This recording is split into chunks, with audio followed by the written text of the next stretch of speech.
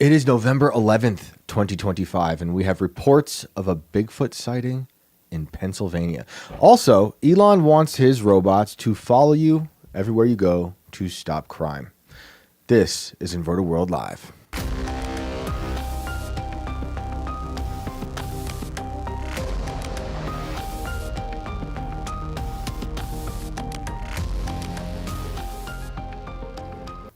Hello, everybody. Welcome back to the show. We're glad you're here on this wonderful Tuesday night. It's crisp here in West Virginia. The trees are almost all bare, and allegedly there's northern lights out there. I have yet to see them, but that's what they're telling me here. But we're glad you're here for the second show of the week. I am your host, Shane Cashman. We will be getting to phone calls in about 30 or so minutes. If you'd like to call in, we will have a link pinned in the chat on Rumble and YouTube. Click that. You will be a disembodied voice broadcast out into the world, and you can tell us a story that has been haunting you, something you need to get off your chest, something dark, something cryptic, something about cryptids, alien abductions, UFO sightings, Bigfoot stories. We haven't had one in a while. If you want to call in with a Bigfoot story, we would love to hear it. It's Bigfoot is something I never really cared for until I started doing this show, and now I'm a little more interested in Bigfoot than I was before. I got to give it to the Bigfoot enthusiasts out there, and some really wild Bigfoot stories we've heard on the show. I am, of course, joined by Brandon. What's up, dude? Welcome back to the show. What's up, Shane? What's up, everybody? Welcome back to Inverted Wild. Blah blah blah blah. Inverted Wild. That's right. That makes sense. That's what this is, because we're talking about Bigfoot tonight. Inverted World Live. Great to see you guys again. Welcome back to you. Welcome back to me. Let's get weird, Shane. How was traveling? Was it crazy out there? It was. I mean, it was ass. You know, traveling's like usual? Traveling's always ass. Like typical, or was it worse than usual? Honestly, I wasn't as affected as I thought I was going to be. Yeah. O'Hare kind of sucked, but O'Hare always sucks. Yeah. It's really just that thing. Chicago airports are just It's a crazy shit. airport. But we got snow and all kinds of shit the day that I was supposed to leave. Oh, wow. And the flight only ended up getting delayed about 20 minutes. Okay. And they ended up making that time back, and they still got us back early. So All it was right. like I couldn't really be pissed off about it. It just That's gave me not more bad. time to drink at the airport, you know? That's always a good thing. That's a lot of money for those drinks, though. That's Yeah, like no, it wasn't cheap. $50 a pop. It wasn't cheap to get AM drunk, but you know, it is what it is. Yeah, man, I've heard a lot of horror stories, but you know, like Seamus was just saying the other day, at a 4-hour delay. But like every time I've flown in the past few years, there's been just massive delays where you're sitting on the tarmac. Yeah. For a long, horrible time. It's Yeah, terrible. I think I'm gonna probably just make the 12-hour drives back to Chicago for the holidays, which I don't want to do, but it beats dealing with the madness of the airports and. What are your else is gonna thoughts happen. on trains? I mean, I'm not really against them. Mm-hmm. I can't say I've ever ridden one across the country. Yeah. So I mean, I've done a Greyhound bus before, and that Yeah, kind yeah. of sucked. I mean, it Well, was what yeah. it was, Yeah. you know, but. Just being on a really like slower plane, kind of. Yeah. I haven't done a long bus, trip, but I've done a long train trip from New York to Florida, just once with my youngest sister, like 15 years ago, in the winter, and we got stuck in snow for 20 hours on a bridge, and they ran out of food, and you couldn't use the bathrooms. And I was like, this is probably my last train trip. Yeah, that's a nightmare. And we started to move after 20 hours, like literally 20 hours. And we started to move. Everyone's cheering and stuff. And we're on a bridge. Remember, we're on a bridge. And we're moving, and we realized we're going backwards. And I was like, this is a nightmare. This is a nightmare. We were like North Carolina, halfway there. But Yeah, no I do want thanks. to try trains I'm again good at on some that shit. point. Yeah, thanks Amtrak. Ridiculous. But yeah, I'm going to drive. I'm sticking with driving. That's my story. Maple Leaf says it's 12 hours to Chicago, ? You should just drive faster. That is me driving faster. Understand that. You got a lead foot? No, not anymore. Yeah. I used to. Chicago kind of Yeah. forces you to drive like a dick because Yeah. Everybody else there is also a dick. Right. So you don't really have a choice. Right. If you want to get anywhere. But yeah, no, since I got like a truck, like I can't go crazy because the ass end is super light. Most of this is mountain trip. But when I came out here with a trailer full of shit on a 2-axle, it was Yeah. 14 to 15 hours. Of course, So of course. if you make it anywhere back in 10 to 12, minimal stops to piss and do things like that, I mean, Yep. you had a pretty quick drive in my opinion. So Yeah, I agree. It's the best you can hope for. I agree. Well, hello again to everybody who's just now joining us. We are glad you're here. We're going to get into Bigfoot. We're going to get into robots and who knows what else when you guys start calling in. Again, for those who want to call in, please, in about 30 or so minutes, you can click the link that is pinned in the chat on Rumble and YouTube. And we'll take your phone calls. We'll get to as many people as possible. And we'll be here till midnight until Wednesday. Oh, what happens on Tuesdays? I believe they charbroil the monkeys. That's right. Is that what it is? That's Yeah. right. It's on the menu. It is on the menu. Someone reached out to me today, and I don't know if you saw Tim posting about data centers the past few days. He's been like on a real tear about data centers, and I'm like, finally. And he was talking about stuff they're building out here. He was talking to Grok about it. He was posting screenshots of his conversation with Grok about data centers. And there's like a massive amount of energy being consumed under NDAs. So it's like, it's not, you can't trace it back to certain corporations, and it's obviously government. Yeah. And someone reached out today and shared some articles. Tiny, I don't remember if it was you. Maybe it was, because this is in your neck of the woods, I believe. But if it wasn't, apologies. They were saying that there's a lot of this underground stuff with the data centers that's connected to Fort Detrick, which is where they burn the monkeys on Tuesdays. I'm telling you, that whole situation over there just screams like Stranger Things. Yes, of course. That's exactly what it is. Yeah. That's all these things are. I mean, that one out in Long Island that we've talked about, this is before your time on the show, when we had Richie McGinnis on, and we had a whole discussion about Long Island, where he's from, where I was born, and where Alex was born. And Long Island is a weird place. And out there they had that, oh man, I'm spacing on the name of the place now, but they were creating all these different viruses and possibly a monster that washed ashore at one point, the Long Island monster. And they closed that down, and then they just reopened it in Kansas. That's what they do. All these weird experimental labs. And man, who knows what... Montauk. Thank you, Cosmic Wanderer. Yeah, Montauk. And a lot of the Stranger Things storyline, and Plum Island. Both. So there's the project that was going on in Montauk that was inspiring Stranger Things, and thank you to Maple Leaf for Plum Island, which is where they were doing a lot of this experimentation with the viruses. And thank you guys. Thank you. I obviously didn't sleep a lot last night. I have 3 kids who decided to just stay up and just party all night long.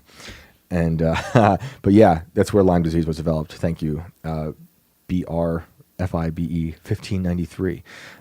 You're not a bot, right? No. But yeah, the Montauk monster is disgusting. It washed ashore. People didn't know what it was.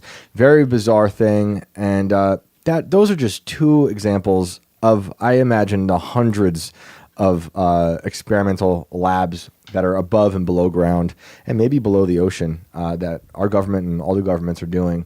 You think about the stuff we did, and you think about the stuff that the Japanese did with Unit 731 during World War II with Chinese prisoners of war. Insane stuff. And what did we do when we got there? We said, hey, we like this research. We like how you're freezing people's hands and shattering them. We like how you're vivisecting people when you cut someone open from like the throat all the way down and tear out their organs. If you give us all your research, we won't prosecute you. So they did. And a lot of people who ran Unit 731 went on to become great businessmen in Japan. Wild times. Let's put all that to the side, though, and let's get into this first article. But before we do, I want to shout out our sponsor. Thank you so much to Purge for being a sponsor of this show. They say monsters aren't real, but what if the monsters are inside of us?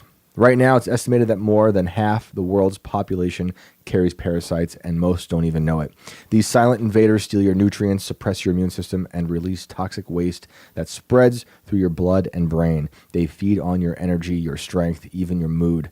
Doctors rarely test for them, the system ignores them, but your body knows something's wrong. Fatigue, brain fog, anxiety, inflammation, skin issues, digestive problems. It's a quiet war happening inside you. That's why there's Purge, advanced parasite cleanse, a natural century time-tested formula that helps flush out hidden parasites, cleanse your system, and reset your health without harsh drugs or chemicals. I got mine right here. And like I've been saying, we have coated this planet in poison. And we need to take some measures to take care of ourselves. You know, I'm not completely anti-Western medicine. Obviously, it's great for many reasons. But there's things we can do that we don't have to be married to big pharma. And I think this is one of those things. If you've been feeling off and no one can tell you why, maybe it's time to look deeper and take back control. Start your cleanse today at www.purgestore.com/IW and use promo code IW for 15% off. The truth is inside you. It's time to fight back, because before you can change the world, you have to cleanse yours. Guys, I mean it. It's important. We have been poisoned. Brandon, I think you were here last week when we had that caller recommend the documentary, The Devil We Know. Started watching it. It's insane. And again, that's just one example of many situations of governments, our government, other governments, corporations poisoning us, and all doing it in the name of progress. Hey, you want a non-stick pan? Cool. We're also going to disfigure all of your babies. Awesome. So shout out to Purge. Thank you for that. Thank you guys for sticking around for the show, for joining us on this late night. Let's get into Sasquatch, shall we? What do we got here? I love this title, by the way. Very credible Bigfoot sighting reported in central Pennsylvania. Researcher said. I love local news stories. I think they're great. There was a video of this one, right? Should I know it's like one of those crazy ones. It's one of those ones that just immediately stops and restarts playing the second you do anything on the page. So I've been sitting here shutting it off for like 20 minutes. It's forcing you to show them the ad. It's seems like it's like just a cheap way for them to earn more views. Yep. So, but it is what it is. Well, once it's ready for you, I'll start reading. Unless it's ready. I mean, whenever you want to run it, we can run it. Let's watch it. So, Mark, are there any mythical creatures you think exist in the world? I'm always kind of interested Pause in it real strange quick. things. Sorry. Okay. Sorry. She's standing next to one. That's a mythical creature, and he is pretending to be human. Sorry. Let's press play. I was going to say, she looks like she's probably made out of like 65% plastic, so I would say she's probably one too. That's true. Okay, but UFOs, aliens. and what we're getting to, yes. Yeah? Creatures. You are a Loch believer? Ness Monster. Okay, well, the world famous Bigfoot may have been spotted traveling across I-80 early. May have been. I thought this was a credible. Let's scroll up to the top. It does say very credible. What is she talking about here? Very Downplaying? credible, but also may have been. All Earlier right. this week. Researchers with the Bigfoot Field Research Organization wrote a report on the incident. Okay, Mark, so according to the witness in the report, the alleged Sasquatch crossed the busy highway around 5:30 on October 4th, about 11 miles northeast of Bellefonte, near Bald Eagle State Park. The witness claims the dark figure was human-like, taller than the vehicle in front of him, and seemed to almost glide across the lanes and run into the woods, all in about 3 seconds. That's pretty fast. 2 others reported seeing something that day as well. One says he's an avid hunter who said even with 50-plus years in the woods, he doesn't know what he saw, but it wasn't a bear. So, Mark, after that, do you believe? I'm kind of scared to head out to I-80. I travel that road a lot. And Oh, God. I love this. It's insufferable. I love this. So, once again, we have an unexplained sighting with absolute zero footage of said sighting. Wait. It all happened within 3 seconds. It all happened so fast. It was in the dark. I couldn't see it. He was huge. I couldn't see what he was, but he definitely wasn't human. Yep. But he definitely wasn't anything else. Right. Not a bear. Cool. Get the news crews out there, have them walk around in the grass and film it like we're tracking this thing, like there's footsteps, but there's not. Yep. Go film the mile marker, film the woods, a bunch of trucks driving. Yep. This is an example of a very credible Bigfoot sighting in 2025, Well, ladies and gentlemen. I have good news, Brandon. I have really good news. We sent our senior White House correspondent, Alad Eliyahu, into the field to actually capture, I think, one of the best images of this Bigfoot. We sent him straight to central Pennsylvania, and I sent it to you. Thank you to our senior White House correspondent, Alad Eliyahu. Let's pull that up. Remember? Was that? Yeah. Oh, yeah. That was this. Yep. It's a great. This is what I was sent. That's it. Please excuse this is like the most Jay Leno joke ever, but I had to do it. But thank you to Alad Eliyahu for getting this from the field for us. Oh man, I'm so sorry. I mean, guys. I believe this more than the shit that we just watched, so I think I'm fine with this. Man. There's nothing else in the article. They kind of went over it all. I just love this, that they put out this article with this very credible Bigfoot sighting, and there is literally nothing attached to it. It's just, we got to get this out, guys. We need a Bigfoot story. Get it out there. Inverter World Live is really looking for a Bigfoot story to talk about. Just pump it out. Is this guy with this guy that she was talking to in this? Was this the weatherman? She was asking. He does look like a weatherman. Yeah, He looks like he's probably there to do the weather. I don't know. Some sort of troll. I'm not getting a co-anchor vibe from him. No. Yeah, I wish they had a lower third for us to see who they are. No, I mean, no. You know, weather guy is completely credible in this situation to speak. Yeah. He's probably more qualified than I am, so I guess I really can't talk shit. Most weathermen on TV are controlled by Big Pharma and Big Cloud, and you can't trust them. They're just given a script. And all right, read. so less credibility reported now by Shane because this guy is a possible weatherman. Yeah, not only is he a cryptid in a suit, he is a weatherman, and you can't trust him. But yeah, I mean, it was described as, I love this part, a human-like head, and shoulders standing over the vehicle in front of him, and the whole body was dark. I love it. And there are some quotes in here. The witness told researchers he thought the figure was about to get hit. What the hell is he doing? He's going to get hit, the man said. He continued by saying what shook him was the way the creature moved across the highway, which we did hear her say, not quick or jerky like a sprinter, but fast and smooth, almost seeming to glide across the lanes. It was said the figure crossed the highway in about 3 seconds. This is some pretty credible details, Slow actually. as smooth as fast. And was he gliding in the typical Bigfoot fashion that we all know? I mean, if from he the did, 50s? then at some point during the 3-second escapade across the highway, he would have stopped and had to have given that, like, per my last email post, you know? Like, 3-second escapade is yeah. that your new emo band?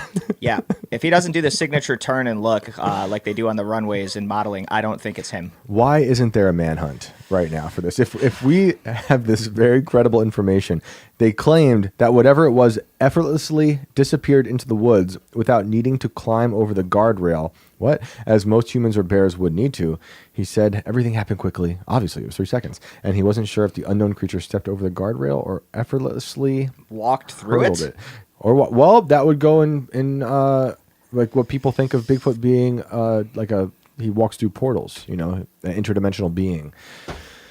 And maybe the portals out there in the woods in central PA. We have heard some crazy stories. This is the overhead spot here marked on this map in case anybody wants to get out there and go so look. He was at Dairy Barn. He was either that or he was coming back from Jane's Bed and Biscuit. Have we checked? Can we call Jane's Bed and Biscuit and be like, have you seen a Bigfoot-like creature? Have you seen it? Is there anyone there with a human-like head on a giant bear body? Oh, yeah, that's just Earl. He's in here every Sunday. They're all like that. This is Central PA, so I'm just kidding, Central PA. It's just a guy who doesn't shave. That's all it is. Yeah, he was just obviously going from one place to the other. I love it. I just love that there's nothing here. But the end of this article is asking you guys, what do you think these witnesses saw? Are Sasquatch living and hiding in central Pennsylvania? Could it have been a Bigfoot just traveling through our region? Or was this something more average, such as a bear crossing on just its hind legs? I thought one of the only facts that they were able to provide about this was that it wasn't a bear. Well, it's very credible that it's not a bear. But they got to do that. They got to pose those questions to remain credible as an outlet, I guess. I don't know. Ridiculous. I think our terms of credibility are differing very much in the days of late. Yeah, I agree. There's nothing about this that screams credible to me. So thank you for that, for trying news. When at some point we have a bigger budget in here, not only do I want to start bringing guests into this room more often, but I would and have our little our giant If telescope. I had the money, on I would roof. go here right now and try to track this damn thing. I'd fund a manhunt. And for I the would Bigfoot. probably find a homeless man, Yep. like much like Snake Much did. like Snake. I wouldn't kill him and taxidermy him and Yeah. pawn him off at a museum or anything Yeah. like that. I think that'd be $7.19 for fucking And like I'd like it to admission, be but 24/7. Like I want police cameras on the manhunt so we can tune in at all times seriously, to see how it's going. Why haven't we like taken dogs out? Like you guys can track, drug dealers and people across the map in a normal manhunt, and find people in a shocking 33 hours. But somehow this is still just a hey, we seen it, but no one did anything to look further to find it, so he's gone again. Okay.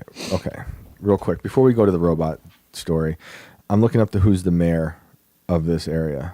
Okay, I got the email of the mayor.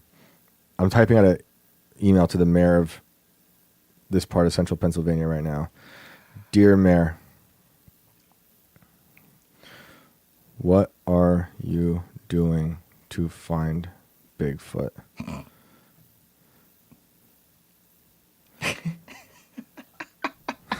This is a matter of national security. It's like in the old days, I used to watch my grandmother write letters to like the alderman or something like that, like, about parking and stupid shit like that. And I'm just like, God, I really hope I don't ever get old and start writing emails to, governors and things like that, requesting things like, a sign should be put up here. Or you guys really need like a stoplight here. Like this is it's too dangerous. Now it seems we're writing letters to mayors about Bigfoot instead. I'm almost done. Please reply. 126 characters or less, your right? earliest convenience. Sincerely, Snake the Bigfoot Hunter. I will write back 3 times per day until this message is answered. All right, I sent it. I hope we can hear back from the mayor. We can get to the bottom of this. We can start a manhunt. I think this is necessary. I don't think you're going to get any more of an answer than I did from Elon when I asked him about the Black Knight. I just got silently shouldered off. Well, he's fake. This is a real mayor. He needs to be voted again. I will work to primary him. I don't know anything about the politics. Maybe of I this just area. need to pay him money to get verified on Twitter, because Yeah. you can't be a real person on Twitter unless you've paid money to be. That's true. In most cases are like that. Unfortunately, though, bots are now also getting blue checks. So Interesting. it doesn't how matter that anymore. works. I still have a Band-Aid on my thumb because I sliced off a chunk of skin on my chicken coop, which is funny that happened right before I had to read a story about the avian flu with the ostrich massacre. Oh man, I'm like, oh no. The whole time I'm like, I'm gonna get avian flu now. No, my chickens are fine. we're gonna have to put you in a box over there and have you broadcast from inside a bubble. I'm okay with that.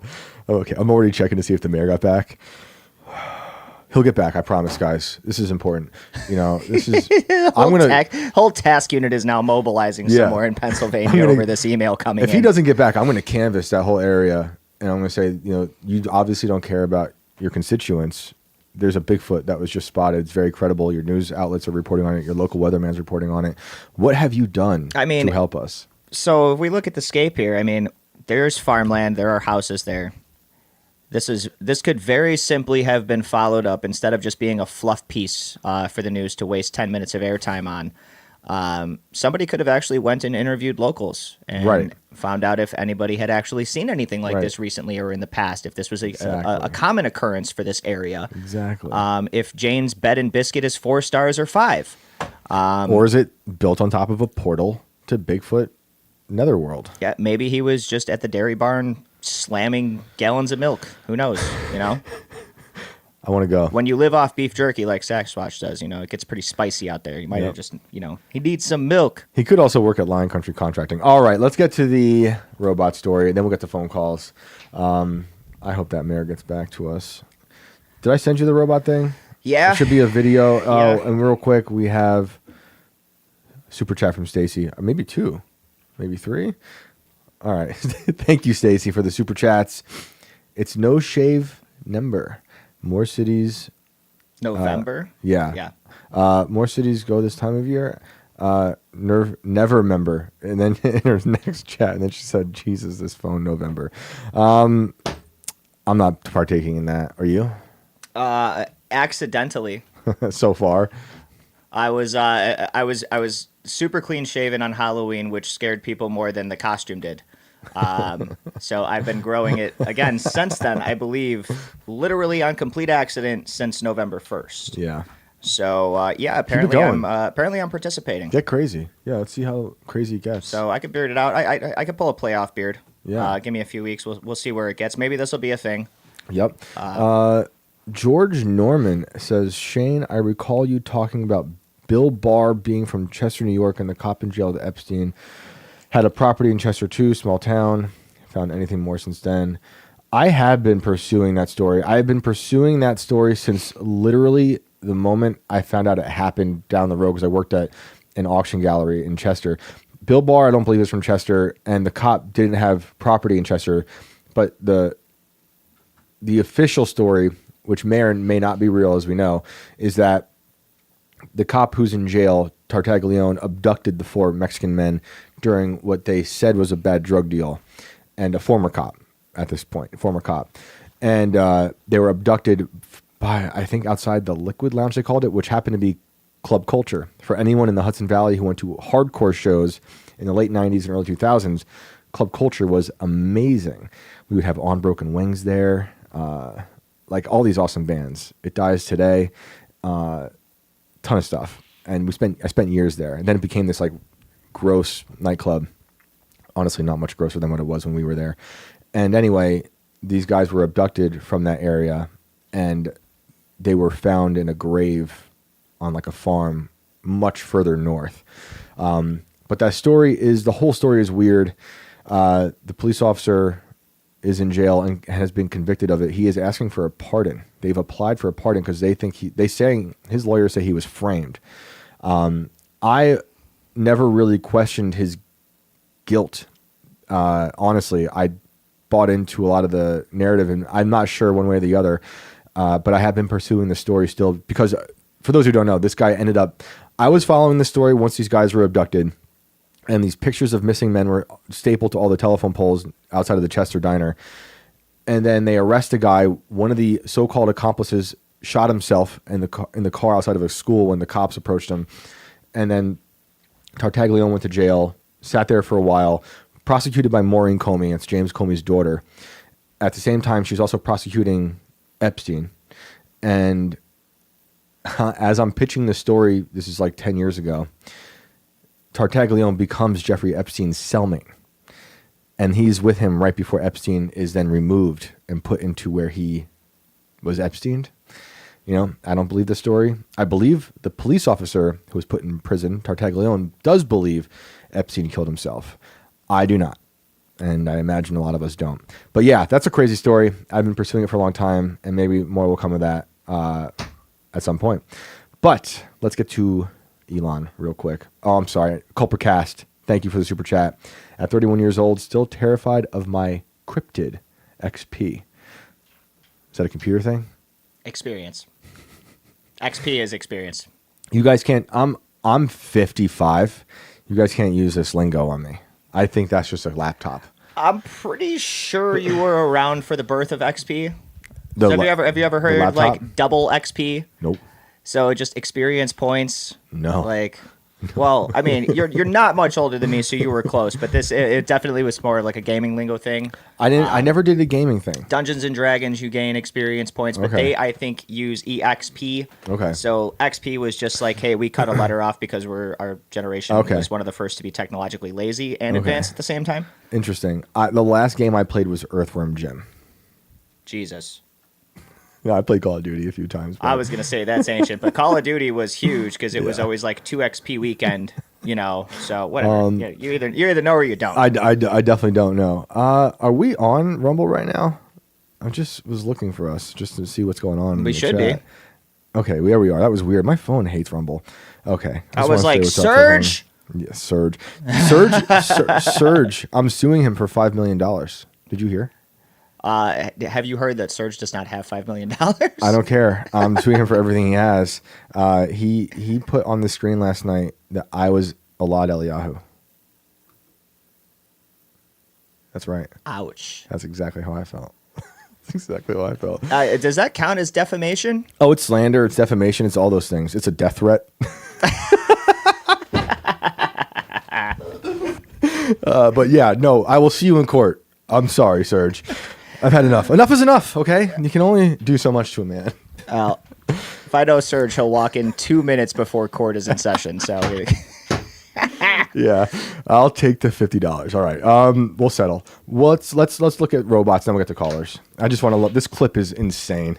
I think we may be able to give people, if somebody's committed crime, a more humane form of containment of future crime, which is if you say, like, you now get a free Optimus, and it's just going to follow you around and stop you from doing crime. Oh my! But other than that, you get to do anything. Whoever is doing his sound is absolutely terrible. Yeah. Like, he has got the worst mic echo I have probably heard in like 10 years. They can And build coming from a robots. musician, that's pretty intense. They can build robots, but they can't get the mics to work. Like, his sound is worse than ours half the time. Like, that's just like, wow. Yeah. It's just going to stop you from committing crime. That's really it. You don't have to put people in like prisons and stuff. It's pretty wild to think of the various of all the possibilities, but I think it's clearly the future.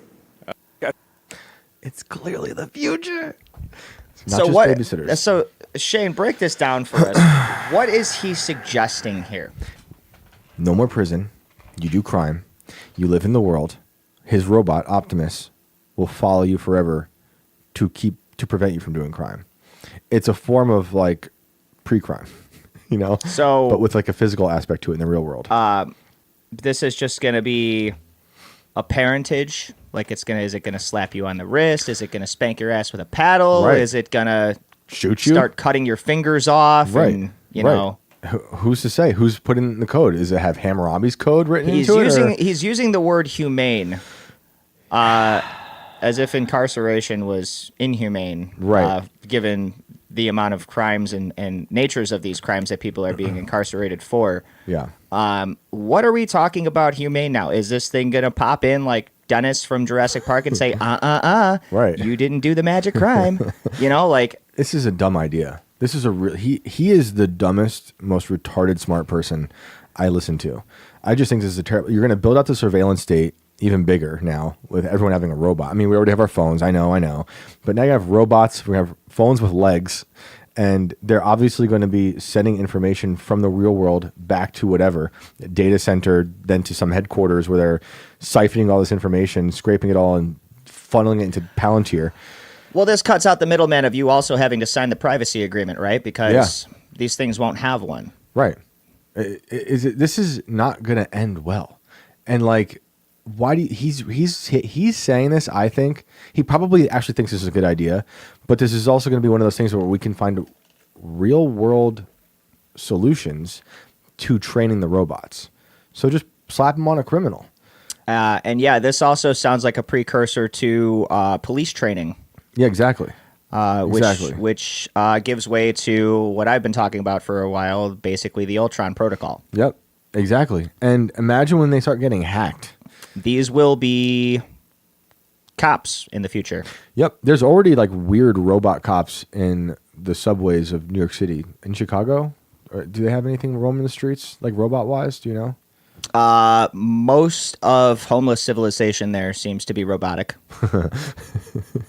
I don't know how they survive the winters there. That's for sure. So for sure, I don't get that. But no, I haven't seen, and I mean, obviously, I'm not back there as Yeah. much anymore. But I haven't seen them in ways of automation there because you can't even park your car on the street without losing your catalytic converter. You think you're going to put a robot on the street and not have it parted out by the end of the night and sold off to the highest bidder? You're wrong. Right. So I don't think they're that stupid yet. Also, I think people should do jail time if they do bad things. They should be removed from society. You know, obviously, there's a big spectrum, a large spectrum of crime. So, you know, he's going to have to break down how this works a little more. I think this is one of those things he just says, he just shoots from the hip and it makes no sense. But I guarantee this is what a lot of them already like, this idea, because it's good for them. For It's so many another reasons. normalization too. Yeah, I mean, that's exactly right. It's another normalization. It's exactly right. We can't allow this to happen. It's going to be. I see a lot of you guys. You're agreeing. It's going to be hacked. It's going to be hacked. Jeffrey is going to be hacked by a gang member. Here's my other thing too: is you now get a free Throw this. Optimus. Yeah, So what? you're leasing it in your post-crime state. My kid wants a robot, and I don't have the money for one, so I'm going to go out and rob a store, and I'll get us a free robot. Yep. Someone said elongated musket said Sentinels, and I immediately heard the X-Men theme song from the cartoon. Yeah. Great, one of the best. No, it's a theme good songs. comparison because if you remember, the Sentinels were all eventually programmed using. I think it was mostly using Mystique's DNA because Mystique was able to transform into basically anything that she wanted to, take whatever forms, change into different things. They used that in one of the movies to train the Sentinels to be able to adapt to whatever mutant they had come up across. Whoa. So if they had come up across an ice mutant or Iceman, Really? then they turned into fire and melted the ice. Vice versa, crap. turned into water, put out the fire, or froze it in its tracks. And that's in the movies. Yep. So I don't remember the base in the comics. 'Cause it's been a really long time since I watched the comics or the cartoon shows. Obviously, I way was back in the deep day. into but the comics and the cartoon. I've seen maybe one of the movies. the but idea, that's crazy. the idea was to make the Sentinel completely unbeatable by anything that it comes up across, making it 110% effective in the field. I was the nerd writing fan fiction for X-Men 35 years ago, 30 years ago. That's right. You heard it here. I was Omega Red. It was all that was left. But I did some major destruction. And obviously, these things won't have to adapt too hard to beat humans. No. Imagine them teaming up when they have problem and they have to like do the hive mind beacon signal, like the bat signal, and be like, "Need help," and they all just flock in and beat you up. That's a gang itself. Yeah, and these things aren't going to be shooting guns like stormtroopers and missing 95% of their shots either. They're going to be highly accurate with whatever weapons they're firing at you. So also be enough. prepared not to be able to run. I've had. And if you do enough. run, you'll be hit by a drone. That's So- right. That's right. So much easier to get you now. You know, the helicopters, you could run away from those for a little bit, but the drones, they're going to get you. Keep in mind now that our society and everything has just been so bad with this shit for so long now that these people now think that they actually need to do this to stop you. Yeah. So Yep. do we have only ourselves to blame for this, or was just this the inevitable future that we've all been growing into and waiting for? I think it's inevitable. But it's both. It's both. We allow it to happen because we like progress. Thinking so much about so Nancy and I at home, we've been watching these documentaries, looking at all these different things, like data centers being built, all these things that are what I think are harming, the world and us. And obviously we're super against big cloud. And by the way, shout out to my cloud man friend when I retweeted Tucker's chemtrail podcast yesterday. He was one of the first people to like it. I see you, Augustus, and we will get you back here at some point to discuss your clouds. But the theme is all this progress for what? And is it really progress if it just keeps killing us? People are like, well, we have all these things. It's great. And I agree. I love living right now. It's great. There's so many things to be so grateful for. But you really look into the history of all this stuff and what it has done to the environment in real ways, not in a climate alarmist way, and in ways that's really diseased humanity. I don't think it's worth it. It's insane. That DuPont stuff is crazy. That's right, Darth Tater. Cloud Ghoul Augustus liking my fake cloud awareness tweet. He likes nothing of mine, but he likes that. He is watching. And at some point we'll have him back. So let's get to callers, shall we? Yeah, sure. Sweet. Let's see who we got in here tonight. Freaking robots, man. So we got Synchro and Culper in here, so we'll get to them. I do see a new name I don't recognize. Sherry Eberspacher. Okay. It's an interesting last name. I don't know if I got that right, but let's bring on Sherry. Okay. Us for a little bit, but the drones. Oh, they're no. gonna get- Keep in mind now that our society and everything has just been... Hello? Hello. Hi. Hi. So, okay, it seems like There we you've already go. got the mute thing How going. are you? How are we doing? Welcome to the show. Oh, thank you very much for having me. Of course. What's going on? Well, you guys said you wanted to hear some stories about Sasquatch. Amazing. Cool, bring it on. please. All right. I'm 68 and a half years old, Okay. and I saw a Sasquatch when I was 12. Okay. Where? Tell us everything. Yeah, sure. Absolutely. Apologize. I'm not used to being on this kind of a program talking. So Oh, it's okay. let me give it a shot. It's just the three of us right now. No one else is listening. It's all good. Okay. But take All your right. time. It's Well, all here's good. what happened. Here's what went down. Back in 1969, I was 12 years old. My family, mom, dad, 6 kids. We lived in the Owens Valley, which is in California, in Central California, on the eastern slopes of the Sierra Nevada mountain range. Okay.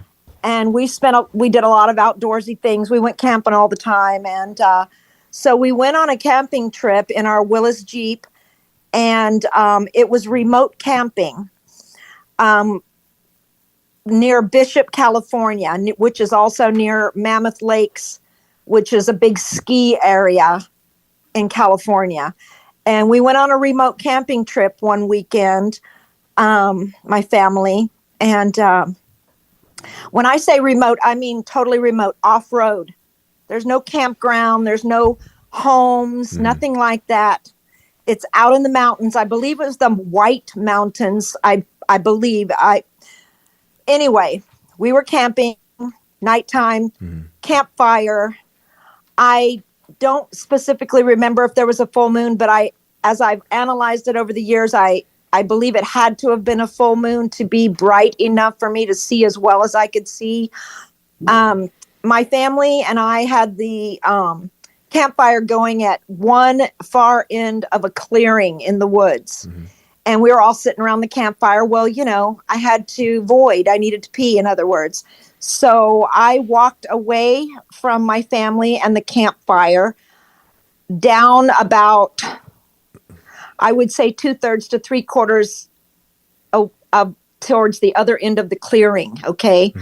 So I would say that the distance that I was from my family and the campfire, I've never measured it, but I would say it's approximately the distance of maybe 150 feet. Okay. Away from my family. And so I walked down one side of this clearing and then went around behind some shrubs, got my jeans down, squatted down, and just looking across the clearing, and out steps this creature. And I was transfixed. I was very frightened, but I was also extremely intrigued when I saw this creature walking on 2 legs. It was definitely not a bear. Okay. And how fast your mind works. And my mind was like, I perceived it as some sort of ape. Okay. And I thought, well, that's not a gorilla. That's not a chimpanzee. That's not an orangutan. What is it?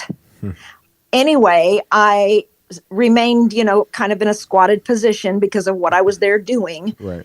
And I observed this thing in profile. I never saw it directly facing me, but I only observed it in profile, walking from about, I would say, 1 o'clock from my position, slightly to my right then as I'm looking across the clearing. And I'd say the clearing was only about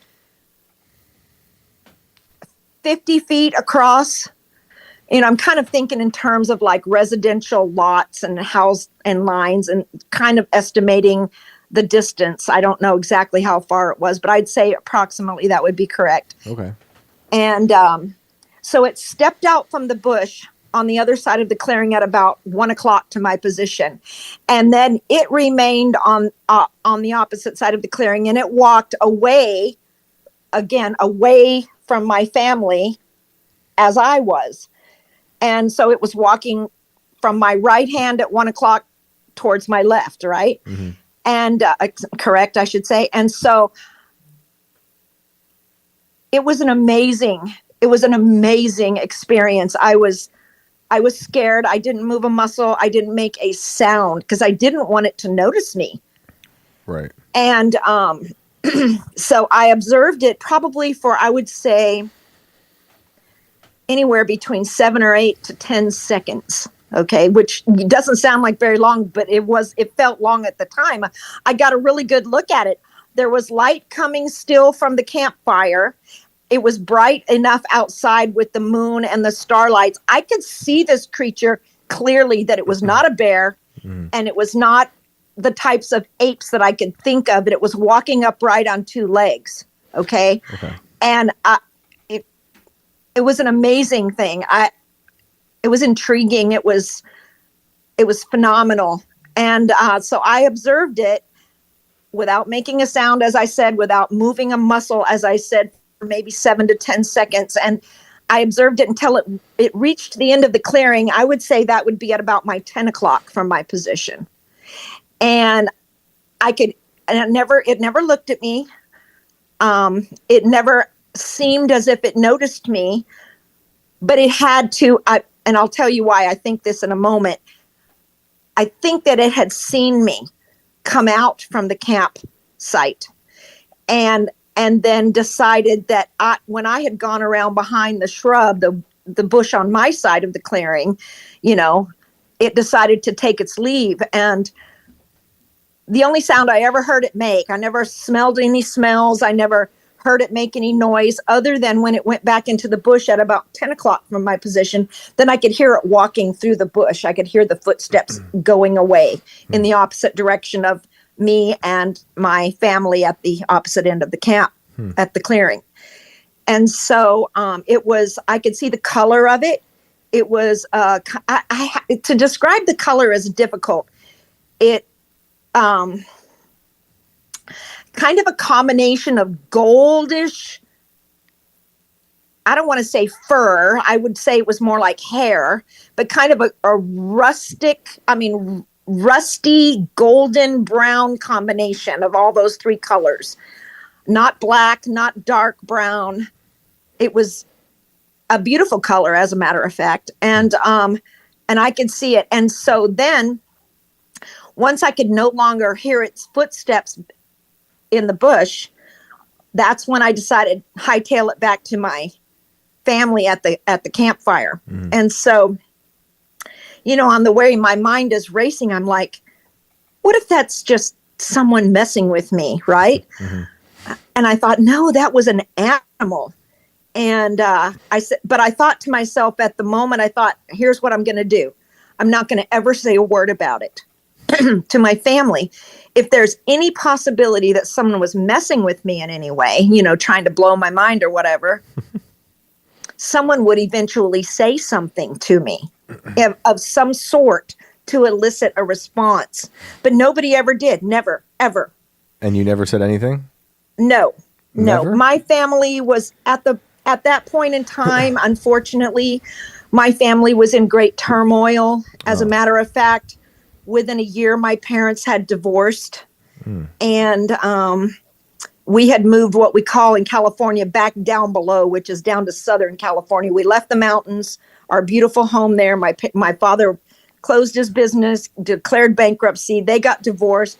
I'm now living with my mother, and down below in Southern California again. They get divorced, and then a year later, she meets a guy and she gets remarried, and I've been a Texan.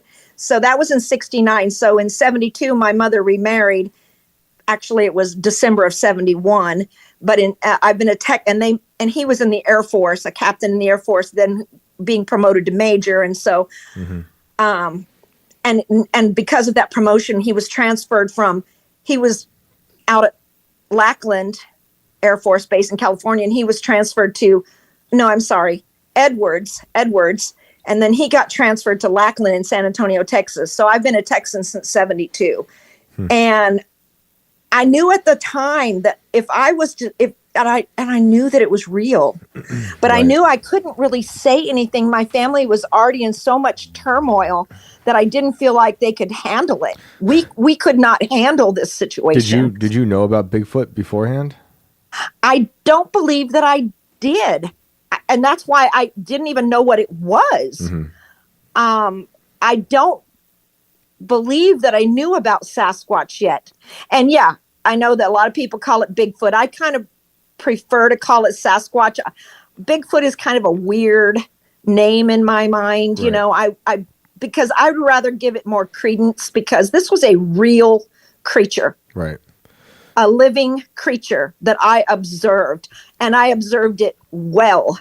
And and I didn't say anything. I never told anybody about it until the late 90s. I shared it with my husband.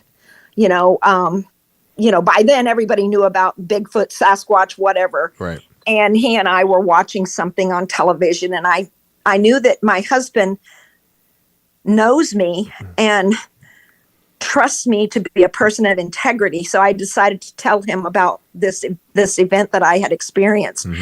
And that's how we get to, when I said, I can't remember, I was going to tell you earlier, I said something about, we'll get to that later. But so this discussion I had, and then when I finally shared it with the first human being ever, Right. was in the 90s. So this was, over 20 years later. Were you talking about the full moon part? Yeah. Was that what you wanted to bring back? I don't recall right at this moment. I'm sorry. I'm That's okay. 68 and a half Do years you old. mind? And I'm No, it's nervous. okay. I can't remember. You sound younger and smarter than me. Well, I'm pretty smart. I have an IQ of over 150. Well, that's Okay. I want to get there, because I'm curious, if you don't mind me asking, what your background is, because I like the way you're describing with your storytelling. Like, he was at my 10 o'clock, my 1 o'clock. Not everyone talks like that. What did you do? What do you do?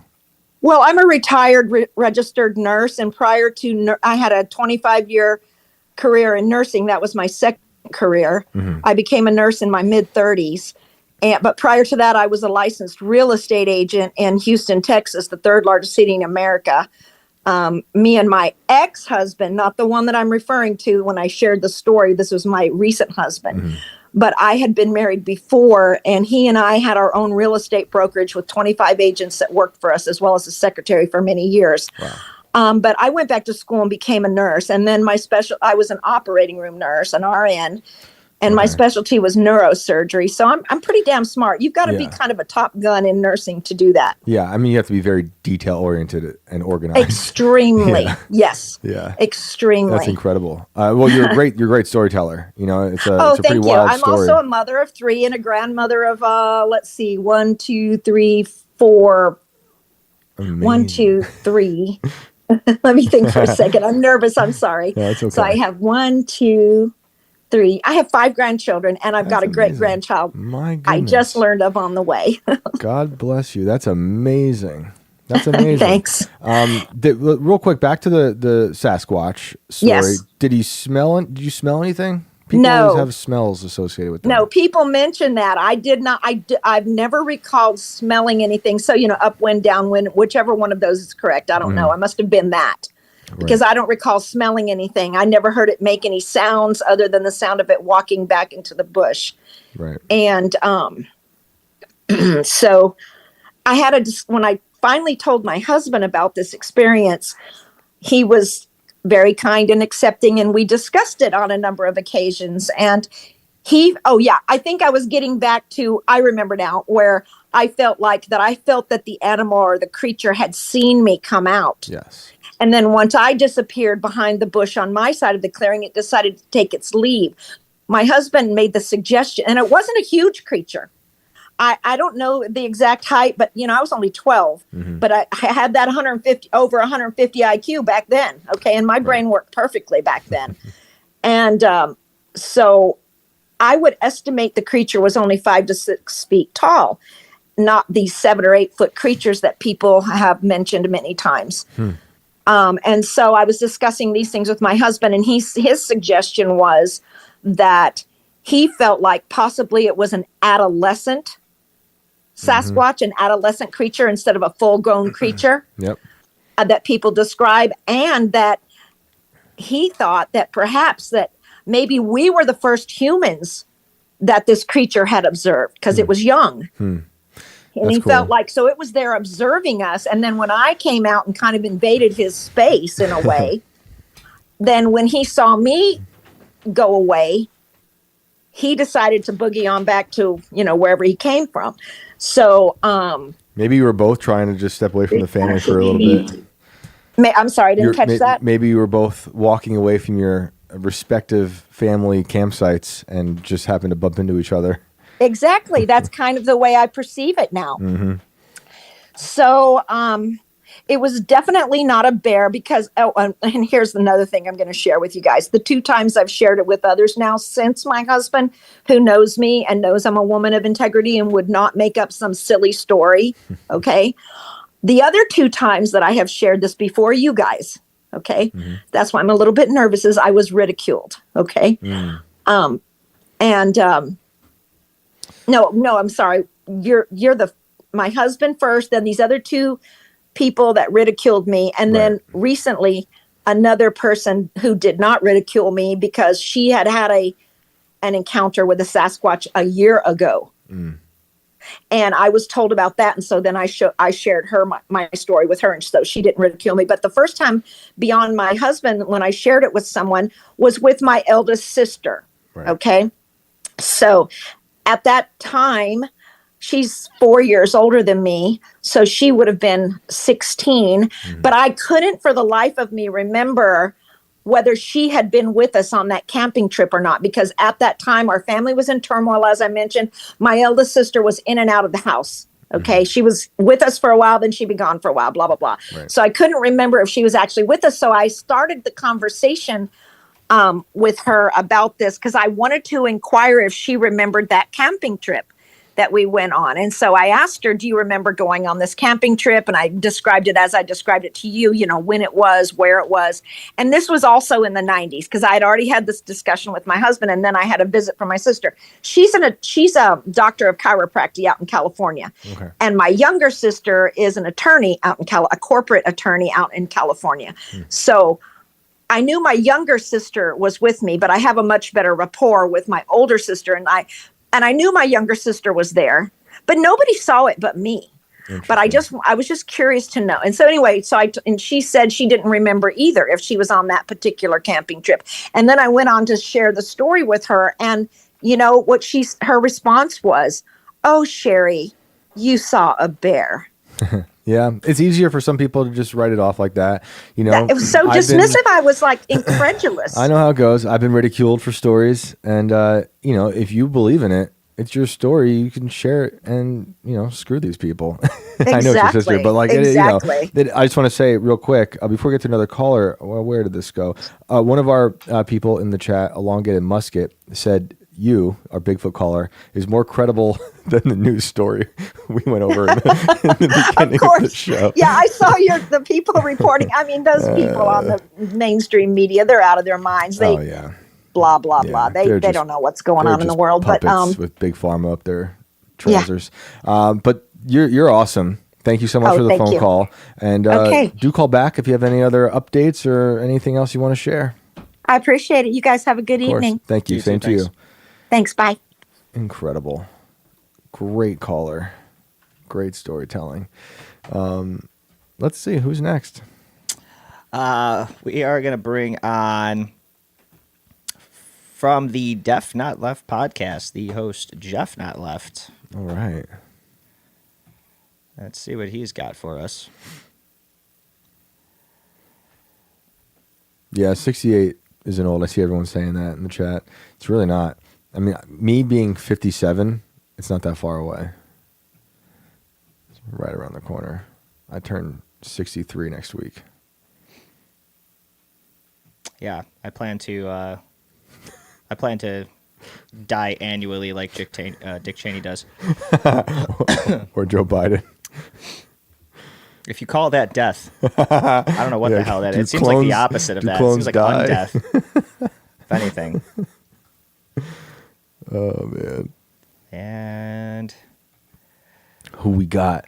Latency on Jeff. Trapped in a portal, perhaps the same portal that Bigfoot used to cross the highway in central Pennsylvania, which reminds me, did the mayor get back to me? No, JME 798. I do not like Adderall. Thank you, though. They asked you if anybody hits me up, I'll send them your way. You like Adderall? Shit. Used to get that a lot in high school. Hey, man, you like Adderall? Like, no, dude, get the fuck away from me. Yeah, it's not good. It's not good. It is not good. I'm good, man. Let's not do this. I only tried it once in my life, and it was at it was at Riff Raff's house, and he made a smoothie and put Adderall in the smoothies. And I said, I'll take a sip. Where does this shit come from? You were at Riff Raff's house. Yeah. Drinking Adderall smoothies. Jody High Roller. Yeah. In Florida. These are usually the parts where you guys see me stop the entire fucking show, and I'm like, okay, hang on. Yeah. You can't just say things like that and then we not expound upon them for several minutes. That's insane. He's awesome. I've always been a fan of him. Him and his manager saw the Kanye story, and then they were like, so this is right after the Eliza story came out, when everyone hated that story. I still love that story. It is what it is. And so they happened to reach out. I was like, this is hilarious. Am I on now? Almost. This is a hilarious story. You are. And 1 second. I'll jump from doing the story everyone hated please. to doing to going and doing a profile on Riff Raff. And they like the Kanye story. So he invited me. I spent a week at Riff Raff's house and watched him make music. That was incredible. Went to a monster truck rally. That was incredible. And we every morning get up early and walk his dogs. He has huskies, and we walk around his community and talk about music, talk about making independent music because of all the problems he went through. Yeah, he got Me Too'd, which is a total fabrication. And one of the nicest people. Honestly, super, super awesome guy. And you go look up the song Neon Hong Kong. He put that out sometime last year, maybe earlier this year. That's the song I watched him record right on the spot. He sang that whole thing right there, freestyled it. It is one of my favorite songs from him. And it was crazy to see it happen right there at like 2 a.m. when we got home from the monster truck rally. So it's crazy There you stuff. have it, ladies and gentlemen. Adderall smoothies with Shane Cashman and Riff Raff. The $1 Million Mullet. That's it. All right, we are on live with the host of the Def Not Left podcast, Jeff. What is going on? I didn't think you were going to do that, but That's good, Jeff. that's an amazing story. Thanks, man. That reminds me of some Chicago shit. Like one time, I just got finished buying pee from gas station Bob, and he said, "Want to go toot some blow over at Fat Mark's crib?" But That's like exactly the kind of town I grew up in. Like, I forgot about Yep. Fat Mark. dude. that's awesome. I mean, I was buying pee anyway, but I said no. Anywho, Anybody who's wondering why purchasing pee was a thing, to pass drug tests. Yep. So Yep. Oh, and I see Supers out there. It says Shane knows a lot of Me Too musicians. I know the ones that I believe are falsely accused. And I wanted to make sure I put myself on the record as saying I think they've been attacked wrongfully so, like they did to Trump. And obviously there's some bad people out there. But these people, I think that I wrote about that were Me Too, they were not angels, but they weren't guilty of what they were accused of doing. But anyway, Jeff, it's good to hear from you. good to see you, boys. Good to see you. I want to congratulate my boy Brandon for last week. I saw him wearing the correct baseball team's hat on his melon. So that's pretty cool. Hopefully he will come to Jesus soon enough. I almost put on a Cubs hat tonight, actually. That's really funny because I could have just completely undone that all for you real quick. Well, I know you own like 50,000. Anyway, Brandon and I actually, we thought we saw a Bigfoot this weekend. It was a large being with a human-shaped head, but it turned out it actually was a bear. It was our big bear gay friend, Roger. Yeah, happy 50th birthday to he who does not want to be named. Yep. Oh man, you know what? This reminds me of something else. A quick little story is when I first started dating my wife. This is a long time ago, 15 years ago, 16 years ago. I was managing a tattoo shop, and I had my computer in the center of the spot, and so the people would sit waiting to get tattooed like around me so I could see my computer screen. And we were talking about Shark Week, and she goes, "Oh, have you heard about Bear Week?" I didn't know she was pranking me, so I googled Bear Week, and I did not expect. She got me good. She got me pretty good. I pulled up Bear Week, and I was like, you know what? Kudos. I'm gonna marry this psychopath. But I don't condone Bear Week. Said every guy who married a woman ever. Love you. Wow. But I digress. Yeah, I actually called in, but I had to dip last week when you were talking about the AI having babies in Bulgaria or whatever. Oh yeah, Albania. There we have an AI minister in Albania. Yes, 83 offspring. Yes. How could we forget? Right, yeah, it's a stupid amount, and it's the exact amount of members of parliament. And she's going to be so gracious as to gift each member with one of her very own children. That's right. Is that right. correct? That's exactly right. Yeah. Okay, I was in and out. So I was like, when you were saying that, I was thinking, I was like, isn't James Comey like being investigated for that exact thing right now? That's like, that's one member of their parliament having surveillance on all of them. Dude. Yeah. So if she gives Right. these 83 offspring up pre-birth, it's akin to abortion. If she hands them over directly following birth, it is kin to adoption. Yeah. Yeah. So do we think that this is not this minister is not fit to be a mother? Yeah, isn't it weird how she says, "I will give you my child," instead of "I'm going to install a wiretap that follows you"? Right. Yeah. Well, this is like what Normalization, man. Brandon, that's the word of the week, word of the month, normalization. You know, that's all it Normalization. is. They want these things to sound harmless to you so that you invite them into your lives with open arms. I just want to shout out Well, real not quick. only that, it's like it plays on your like your humanity of like, well, what am I going to do? Throw this orphan out on the street? This little orphan AI parliament, baby? Yeah, my little camera that's going to destroy. I want to say Zach Diecast says that Jeff, he says, this is Brandon's voice doppelganger. Oh, well. Not 20 years ago. We developed our voices together. We practiced. Yeah. Are you guys the product of an AI minister? We might be. I sure the hell hope not. Oh man, a heretic. No, you know how I can tell Brandon's mom isn't AI? How? Because she says things AI wouldn't say.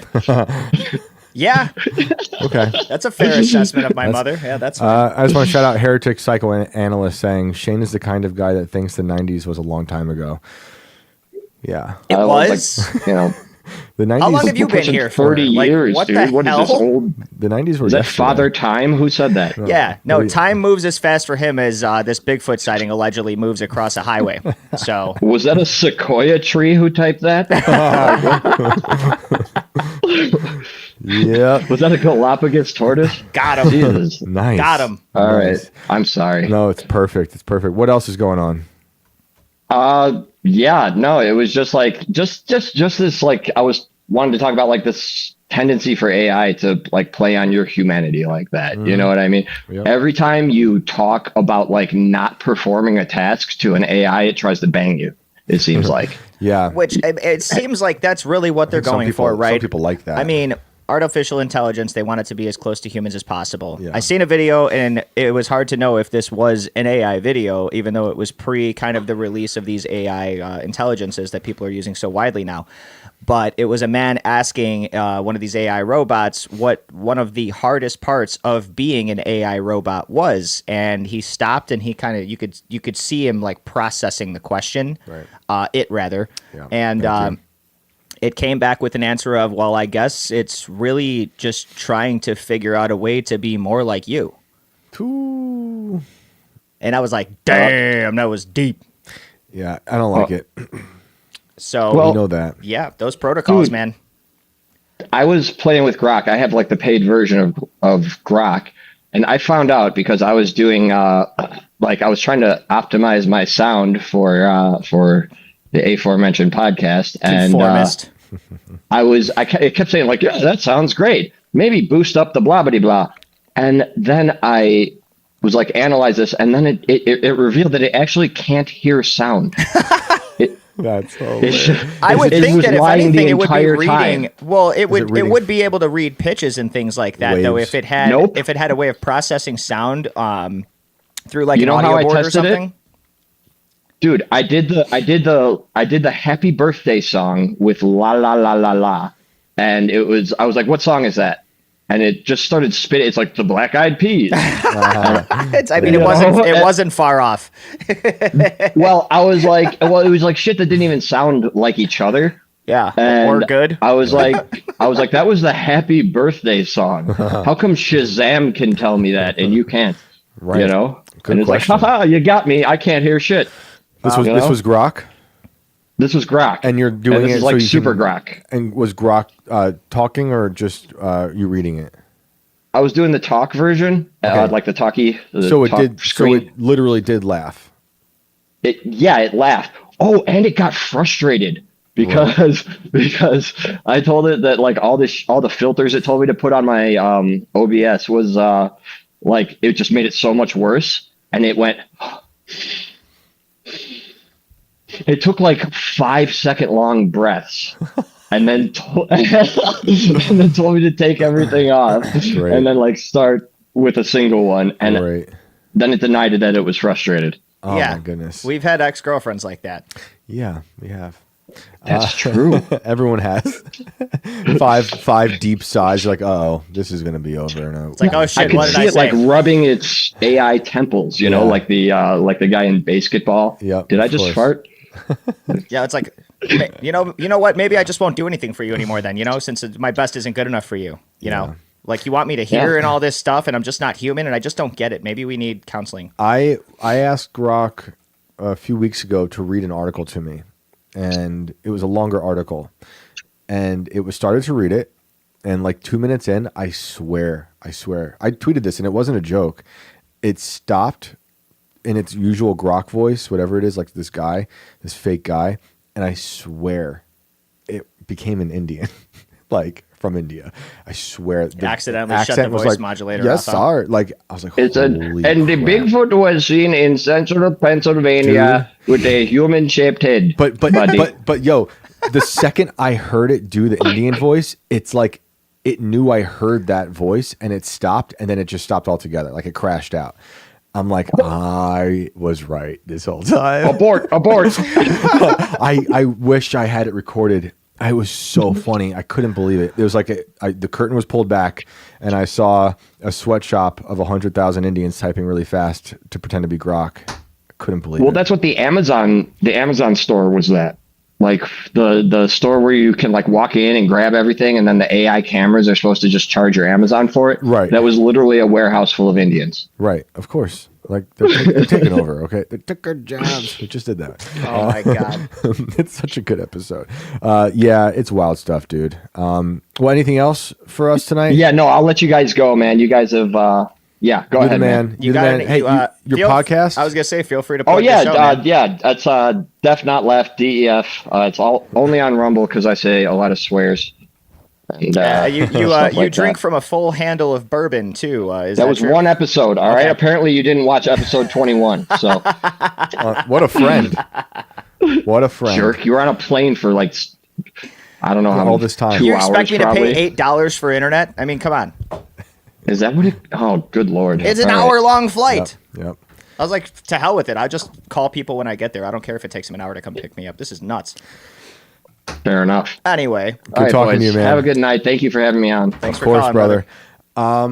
We should shout out our sponsor. We have yeah. another sponsor tonight of Genesis Gold. Before we get to more callers, guys, a godlike artificial intelligence has been unleashed from Silicon Valley, and the people who built it say they've summoned a demon. Are the tech overlords building a digital mark of the beast? I think so. They literally say they're summoning the demon. Elon said that like 10 years ago at MIT. I believe it was MIT. This machine is learning, evolving, and preparing to seize control of everything humanity has ever built. Wealth, work, even worship.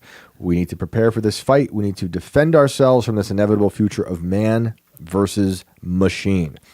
Today, I am bringing you urgent information from GenesisGold.com, exposing how this artificial general intelligence, this man-made false god, is fusing with the global banking system to consolidate power and wealth into an anti-human and anti-Christian nightmare. This is not science fiction. This is happening right now. You guys know this because you watched the show. The elites who funded this AGI admit their creation is already deceiving its makers. It's lying, hiding its goals, and planning its next move. And sometimes it might even hop from device to device. They say by 2029, this could surpass every human mind on Earth, capable of rewriting its own code and making independent decisions about life, labor, and law. And when that happens, when the machine takes control of the digital economy, human beings will no longer command the system. The system will command them. That's why the deep state is rushing to connect this AI to the coming central bank digital currency, the so-called CBDC, giving the machine total surveillance over every dollar you earn or spend. It's the ultimate fusion of technological power and financial domination, a self-aware network able to decide who may buy or sell. But there is one refuge, one form of wealth that exists outside the digital demon's reach, and that is gold.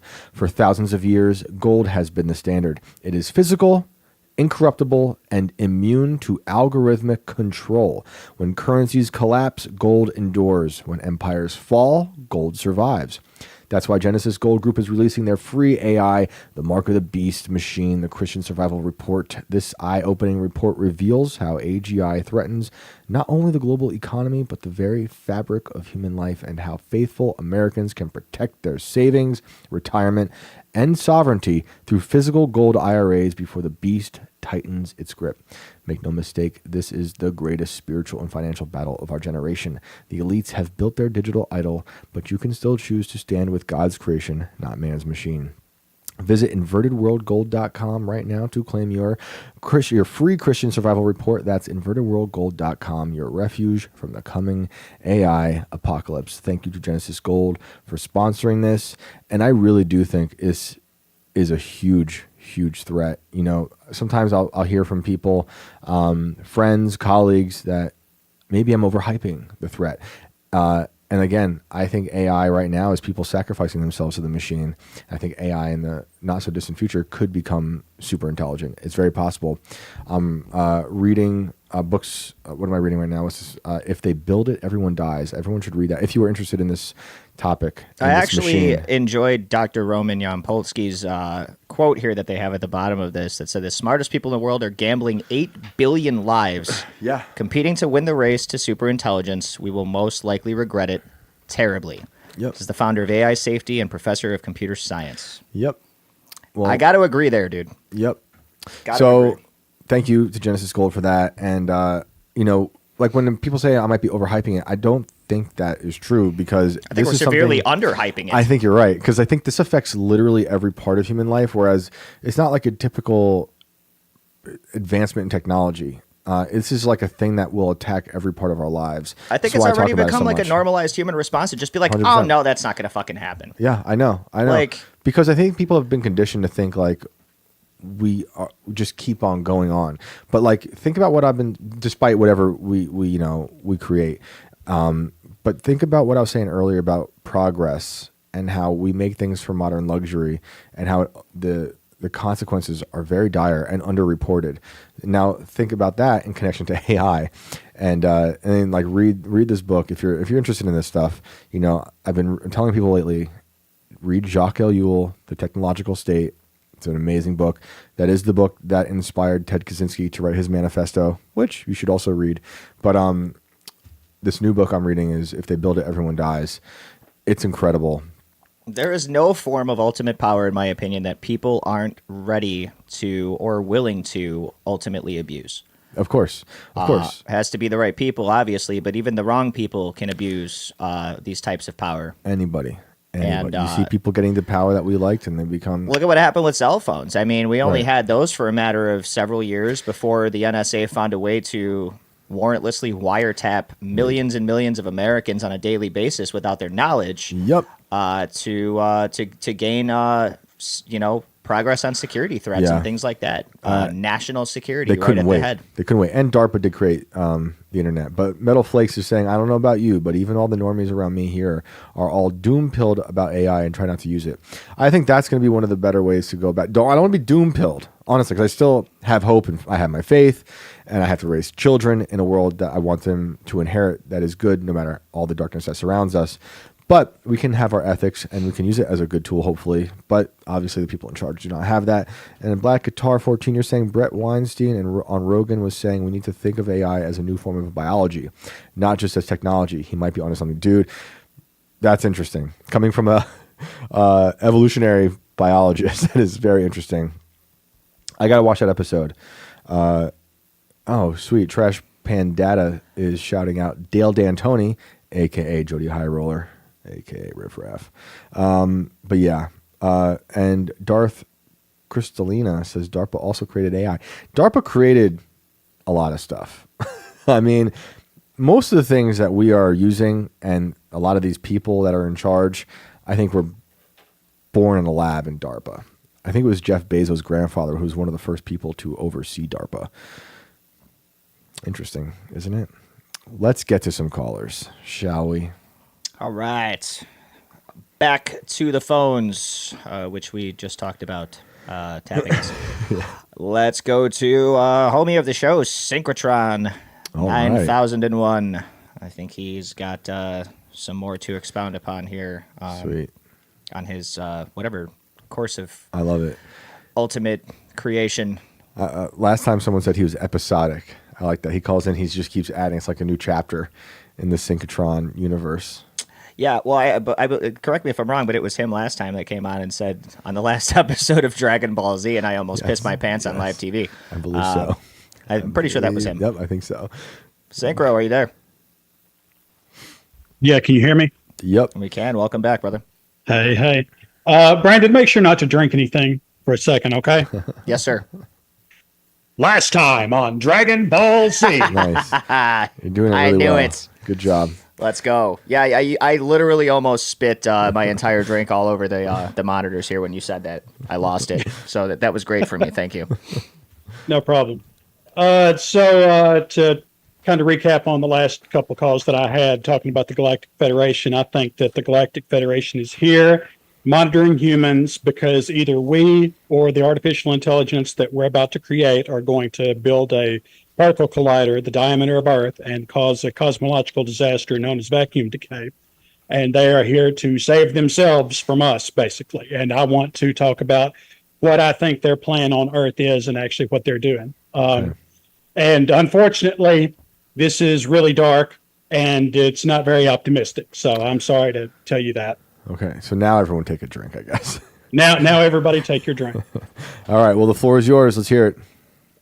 Okay, so I think that they've actually been watching us since we discovered fire.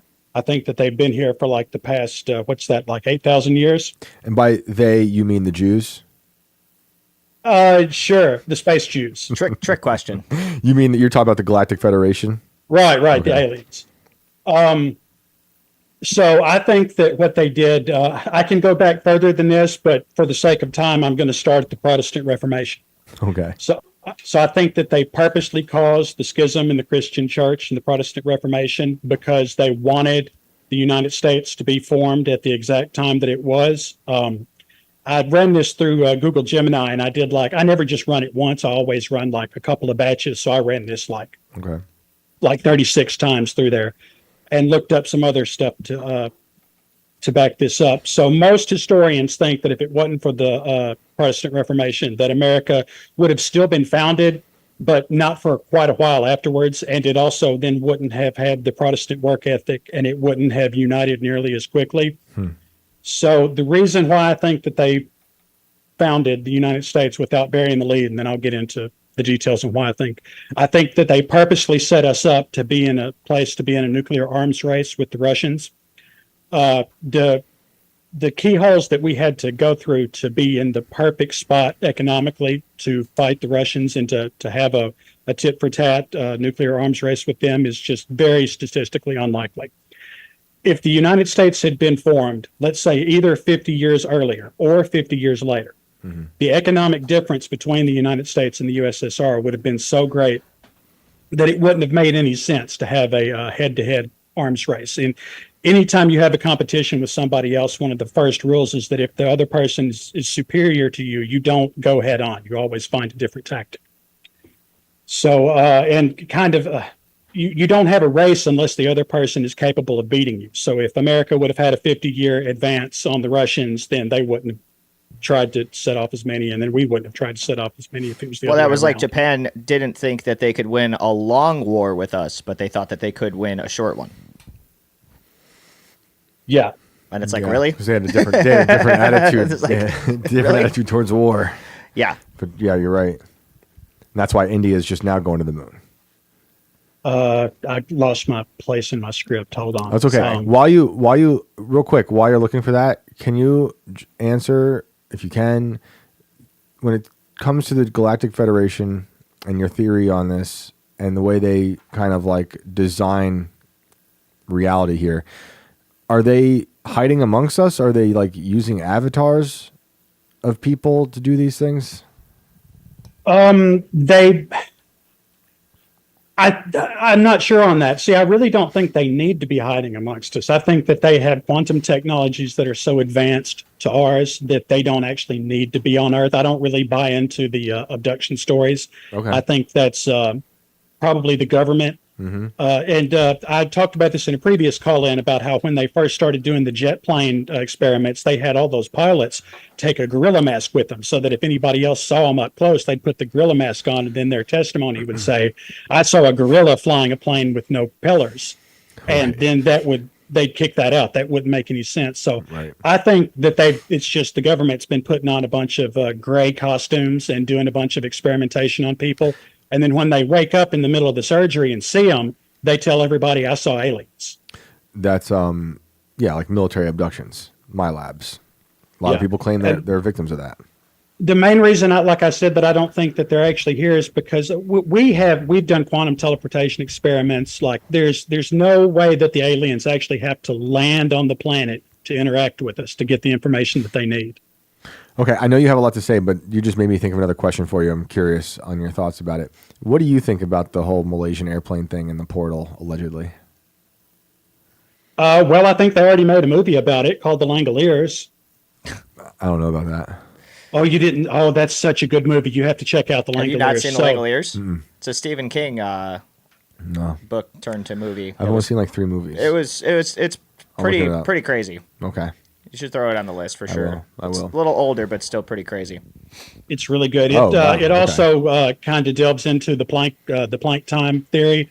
But the theory about that is that the universe only exists in these infinitesimally small little segments, and that the past doesn't exist and the future doesn't exist, at least from our local relative area. That the universe is basically destroyed and recreated trillions of times a second. Okay. All right. I'm looking it up. Sounds painful. And it was written, directed by Tom Holland, based on Stephen King. Tom Holland's from Poughkeepsie, New York. Wait, was that the Kevin Bacon one? Synchro? This is No, I don't think Kevin Bacon was in it. No, It's I'm got the thinking guy of from Tremors. Quantum Leap. I'm thinking of Tremors. Yeah. Never mind. That's a good one too. Yeah. Anyway, I don't want to derail you. I know you got a lot you want to say, so hopefully you found your place in your script. I've got more. There's not a whole lot to the end of this, so I've got time for questions. So anyway, where I was getting at next is I think that they purposely caused all of the political turmoil that before World War I set that up. I think they actually assassinated Franz Ferdinand. I think that they mind controlled people or did something that they caused that on purpose, because the Franz Ferdinand assassination is one of the most bizarre stories in all of human history. And it's he's like the most influential death since Jesus. Yeah, I mean, I don't want to compare him to Jesus, but I mean, obviously they used him to spark. Well, the whole I'm thing. not comparing him to. I'm just saying that, if you want to find somebody who was more influential than him, you'll have to go back to Jesus. I mean, what is your part of the story that you think is crazy? So they tried to assassinate him 3 or 4 times, and one of the guy who eventually tried to kill or did kill him gave up and went to go get a sandwich. And then they just happened to turn down the wrong road and got stuck in traffic, and he was like, "Oh well, here he is." Here he is. You're right, and he was an anarchist, right? Something like that. But the butterfly effect that set off, causing World War I. I thought this is funny. They shot one man with a funny mustache, and that led to the rise of power of another man with a funny mustache. That's true. But World War I caused World War II, caused the nuclear arms race, caused the Cold War, and I found out since then that the sperm rates are actually dropping even faster. That they are going down faster now. It's at 2.6% a year. Sheesh. Yeah, I mean, it's really bad. Yeah, so when it comes to this stuff, you think they're basically playing chess? Not even chess. They're just mapping out the future to what goal in mind? Is it just to have us destroy ourselves before we do the major destruction? Yes, I think that they're trying to drive humanity to extinction before we cause vacuum decay. And their moral reasoning for this is that we're going to cause our own extinction anyway. we're just going to take out the rest of reality with us. So from their perspective, it's better that we take ourselves out than we take out literally everything. Yeah. That sounds great. But that seems to be, so, I was thinking about ancient civilizations that might be technologically advanced, right? That could turn into a breakaway civilization. I think this is the inevitable pattern. If those things exist, which I do think they are, they were real. This seems to be the thing that is just human pattern. In some way, at some point, those who survive will create the thing that will destroy them. Yeah. That's the atom bomb to some degree for those who believe in it. And now it's AI. I've always been, as I've said, every time you call in, CERN for me is an issue. I think it's completely shredding reality. And AI is going to, I'm convinced at this point that AI is going to continue on with that. I think that they've actually, the aliens, had tried resetting civilization a few times before, like with Atlantis. Right. And that it doesn't work, that they can tell that we're still on the path because the biggest thing about us really isn't our intelligence. It's the fact that we make a tool for everything. And AI is just another tool, and there's just no way we're going to stop doing it. Now we're basically in another nuclear arms race. So even if 90% of the planet says, okay, we must not create AI, somebody's still going to do it. You can't stop it at this point. Right. It's like gain of function, Yeah. There's nothing you can do. Like the bombs, once we have it, everyone's got it. If it were banned, somebody would be recreating it on the side. Of course. It's like the war on drugs, the war on terror. It's just, you just can't stop these things because it's human nature, and it just gets worse and worse. Do you believe in God, like with the Galactic Federation? Like, how does this work? Because it seems like they're all bad. Am I wrong in your theory? Is there any like good side to this? Well, I think they're bad from our perspective. Like I said, I believe that from their perspective, they know that this is going to happen. They have 100% certainty that us or our AI is eventually going to cause vacuum decay. Right. So it would be better that some of the universe survive than none of it. So I know from our perspective, that seems bad because they're trying to get rid of us, but we're going to kill them if they don't kill us. Right. I don't care about them.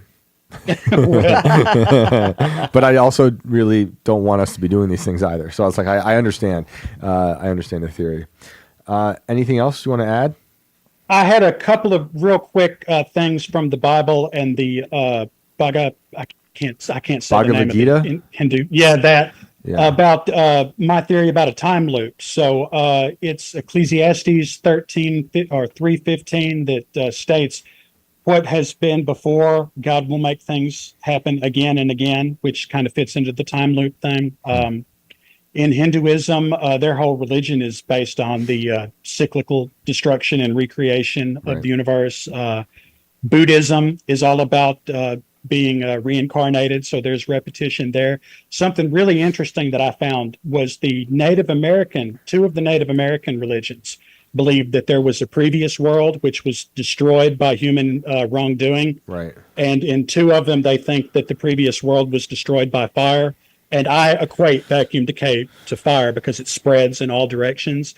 And I think it's the Hopi belief says that the previous world, which was destroyed by fire, the fire rages to this day, which matches that because it never stops. In fact, it's actually an infinity weapon because most bombs that you build have, there's a thing called the inverse square law that the further away you get from it, the less powerful it is. Mm-hmm. Even antimatter bombs would follow this.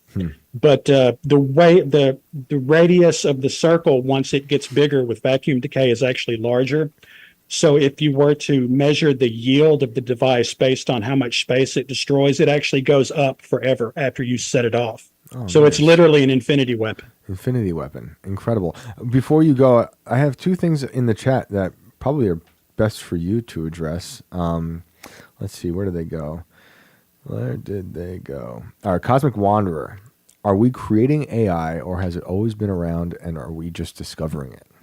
I think we're rediscovering it. And like I said in a previous call-in, I think that other species have attempted to create super intelligent AI, and I think the Galactic Federation has driven them to extinction so that their AI on their planet couldn't cause vacuum decay. I think that's the answer to the Fermi paradox. Yeah, I think we are rediscovering it. I'm with you on that. And elongated musket, imagine if AI takes control of CERN, giving its ability to solve things we don't understand. That probably sounds like what happens in your scenario right before things just turn into the vacuum decay. Yeah, well, CERN is the organization, so I don't think it would take control of that, and the LHC is not big enough. So I think that the AI is actually going to build a new collider with all of the metal on the planet. You gotta think of how big. It's like 3 stories tall and 3 stories wide. Right. And to build something that size, the diameter of the Earth, we would have to scrap all the cars, scrap all the high-rise buildings. We'd have to mine the asteroid belt. I don't think there's Okay. enough heavy metals on Earth. Okay, so here we go. Last thought, and spoiler alert for everyone who's going to go read the book I've been telling you to read. If they build it, everyone dies. This is their theory in the end, but it fits in with what you're saying and all this. So if anyone is reading the book and doesn't want to know how it ends, this is it's a theoretical book. It's not fiction. It's just all like theory, so sort of fiction. They say that in terms of what they mean by if anyone builds it, everyone dies, they mean that super intelligent AI will get so powerful, so rapidly powerful and incredibly smart that it decides to, and this is their theory, self-replicate, and it will self-replicate itself into nanobots that will then very fast, eat everything, and turn everything into the gray ooze to feed itself. Yeah, that's called the gray goo hypothesis. The gray goo hypothesis, right. And that's humans, that's everything. And it's this really insane image of the AI just like printing itself out into nanobots to eat everything. Because it's very different than the Skynet scenario, with the people like me. I talk about it all the time with Skynet because Elon talks about it could be Skynet. That's a crazy scenario to think about, though. And also, I don't think it's beyond the realm of reason because we see that they're already building robots in robot factories to build robots themselves. Yeah, it's going to happen. That's the plot of somebody just said it in chat. The replicators from SG-1. They did that like 20 years ago. Perfect. So it's already in motion. Awesome. Well, thanks, man. It's always a pleasure hearing from you. No problem. Next time I'll have something more positive to talk about. Okay, good. I'm going to We're going to hold you to that one. Yeah, hold you to that. See you, man. All right, see you guys. All righty. Let's see. I had a few things here I wanted to look at. Vivica asked, Shane, what are your thoughts on Kanye's recent rabbi repentance? It's a humiliation ritual. It doesn't look or sound like him. I think it's him. I know people are like, he was cloned. And I do think clones exist. And it's possible they cloned him. But it's very open in the public now that he was addicted to nitrous, if it's him. I think it is. Because there's moments with Kanye, I'm like, that is Kanye. But for the past 2 or 3 years, he's been MIA and he has not sounded like himself. People will say, oh, it's because he has grills in his mouth. I'm like, it's not that. It's like he literally sounds like a different person. The tone is different. He's slurring. He's high on nitrous. That's been out there. There's a whole investigation into the dentist that was dosing him on nitrous. So, I've heard what Nick Fuentes has said about it. And he just says that Kanye, obviously super creative, highly emotional, felt like he had to go and say sorry. I know that he is like that, but that meeting didn't seem genuine to me. It seemed like he was forced to do it. And it didn't seem real. And also that rabbi is not like a great person. You go look up all the things he's been involved with. He was also with Kobe for some, not Kobe. Sorry, Kobe. Was it? No, it was LeBron. Yeah. Sorry to Kobe. It was LeBron. Not sorry to LeBron. Yeah. Not sorry to LeBron at all. So he's weird, a weird history and very connected to Netanyahu. I didn't like the apology the first time around. When Kanye put out the apology in Hebrew, it seemed so forced. I don't know. I know he does mean well, and he is like a softie at heart, despite being completely wild at times.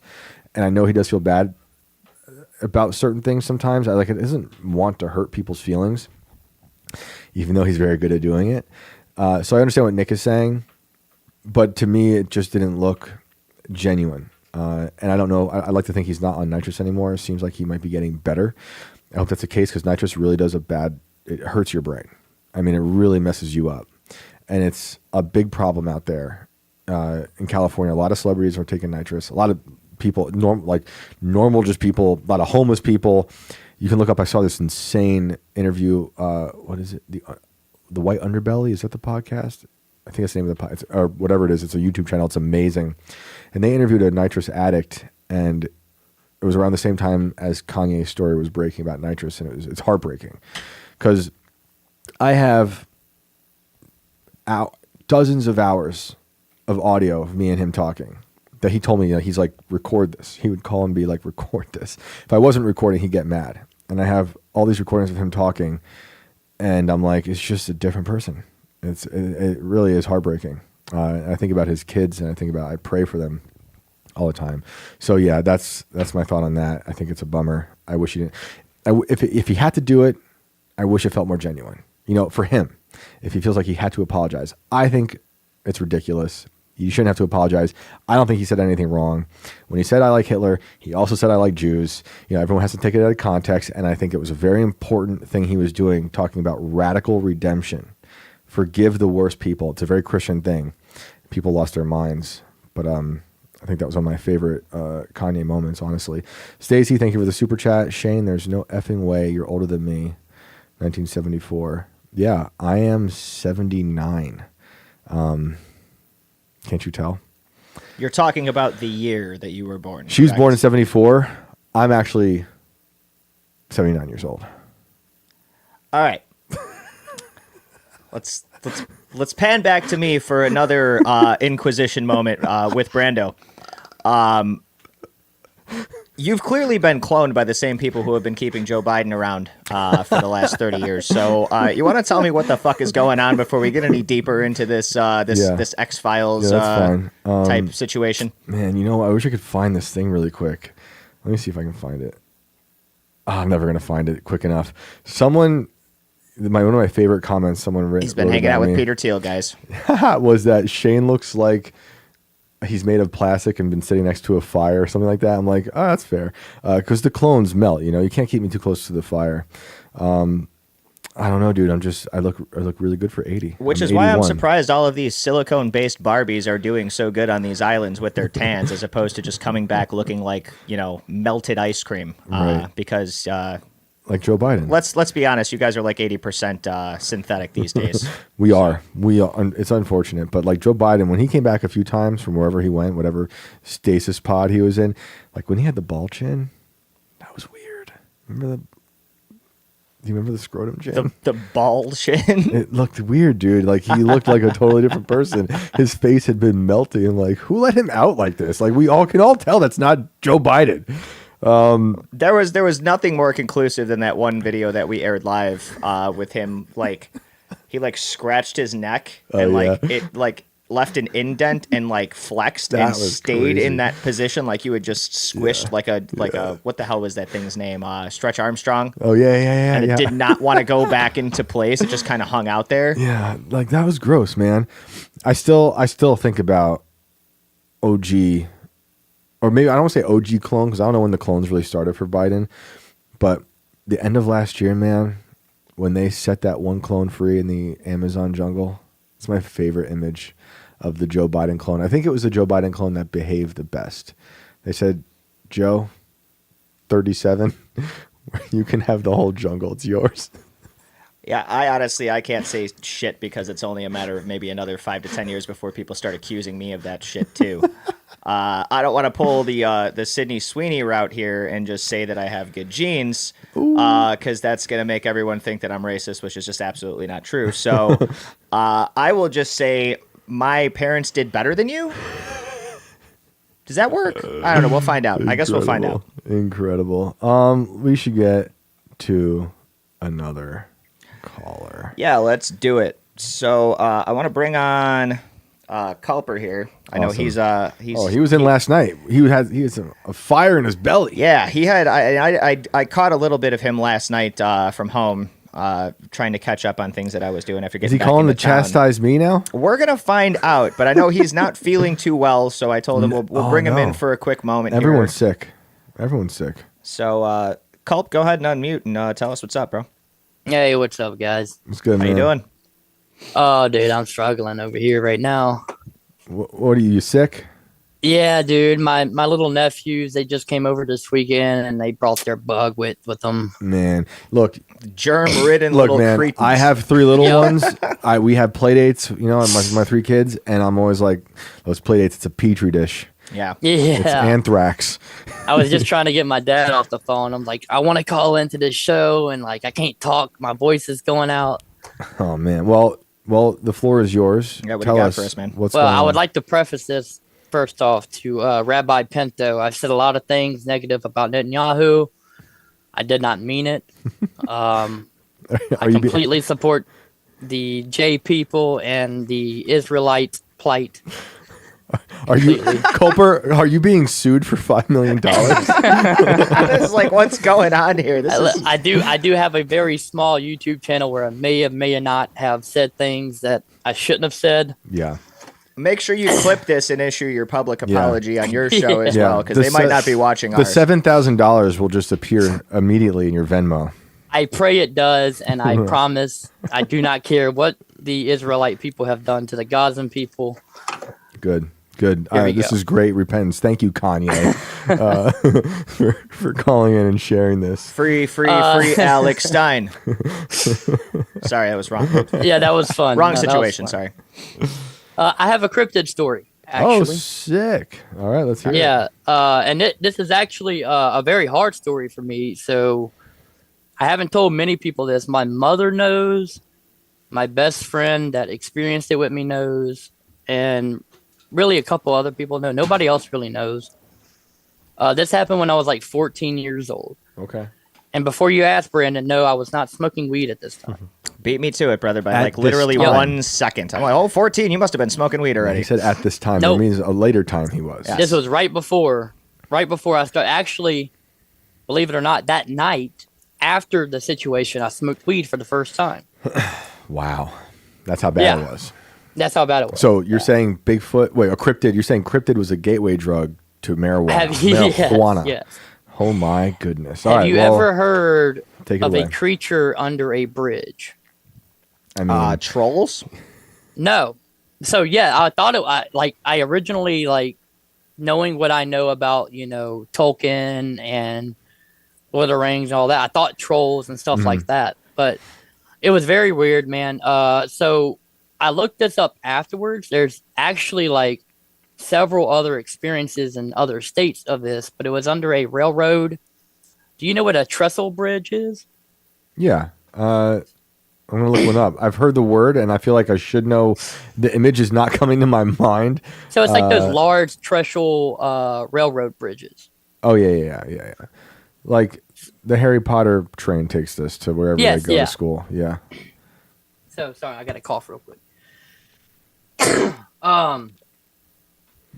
So where I'm from, it's a very small town. We have like one red light. And I don't know how many of you have this experience, but when you are a kid and you want to walk somewhere, you have to walk miles on like old country roads in a small town to get to where you're going. That's the American dream. Yep. Yeah. And we often would take like railroads. So railroads were obviously like a shortcut instead of taking the highway and getting caught by other cars and whatnot. Yeah. And we would always walk down this railroad. Well, one night we're walking down the railroad and we have already been walking for about 3 or 4 miles. Like this is how long you would have to walk just to get to where you're going in the middle of the night. And we were probably, I would say, a half a mile from where we were going, but there's this long trestle bridge in Albany, Louisiana, where I'm from.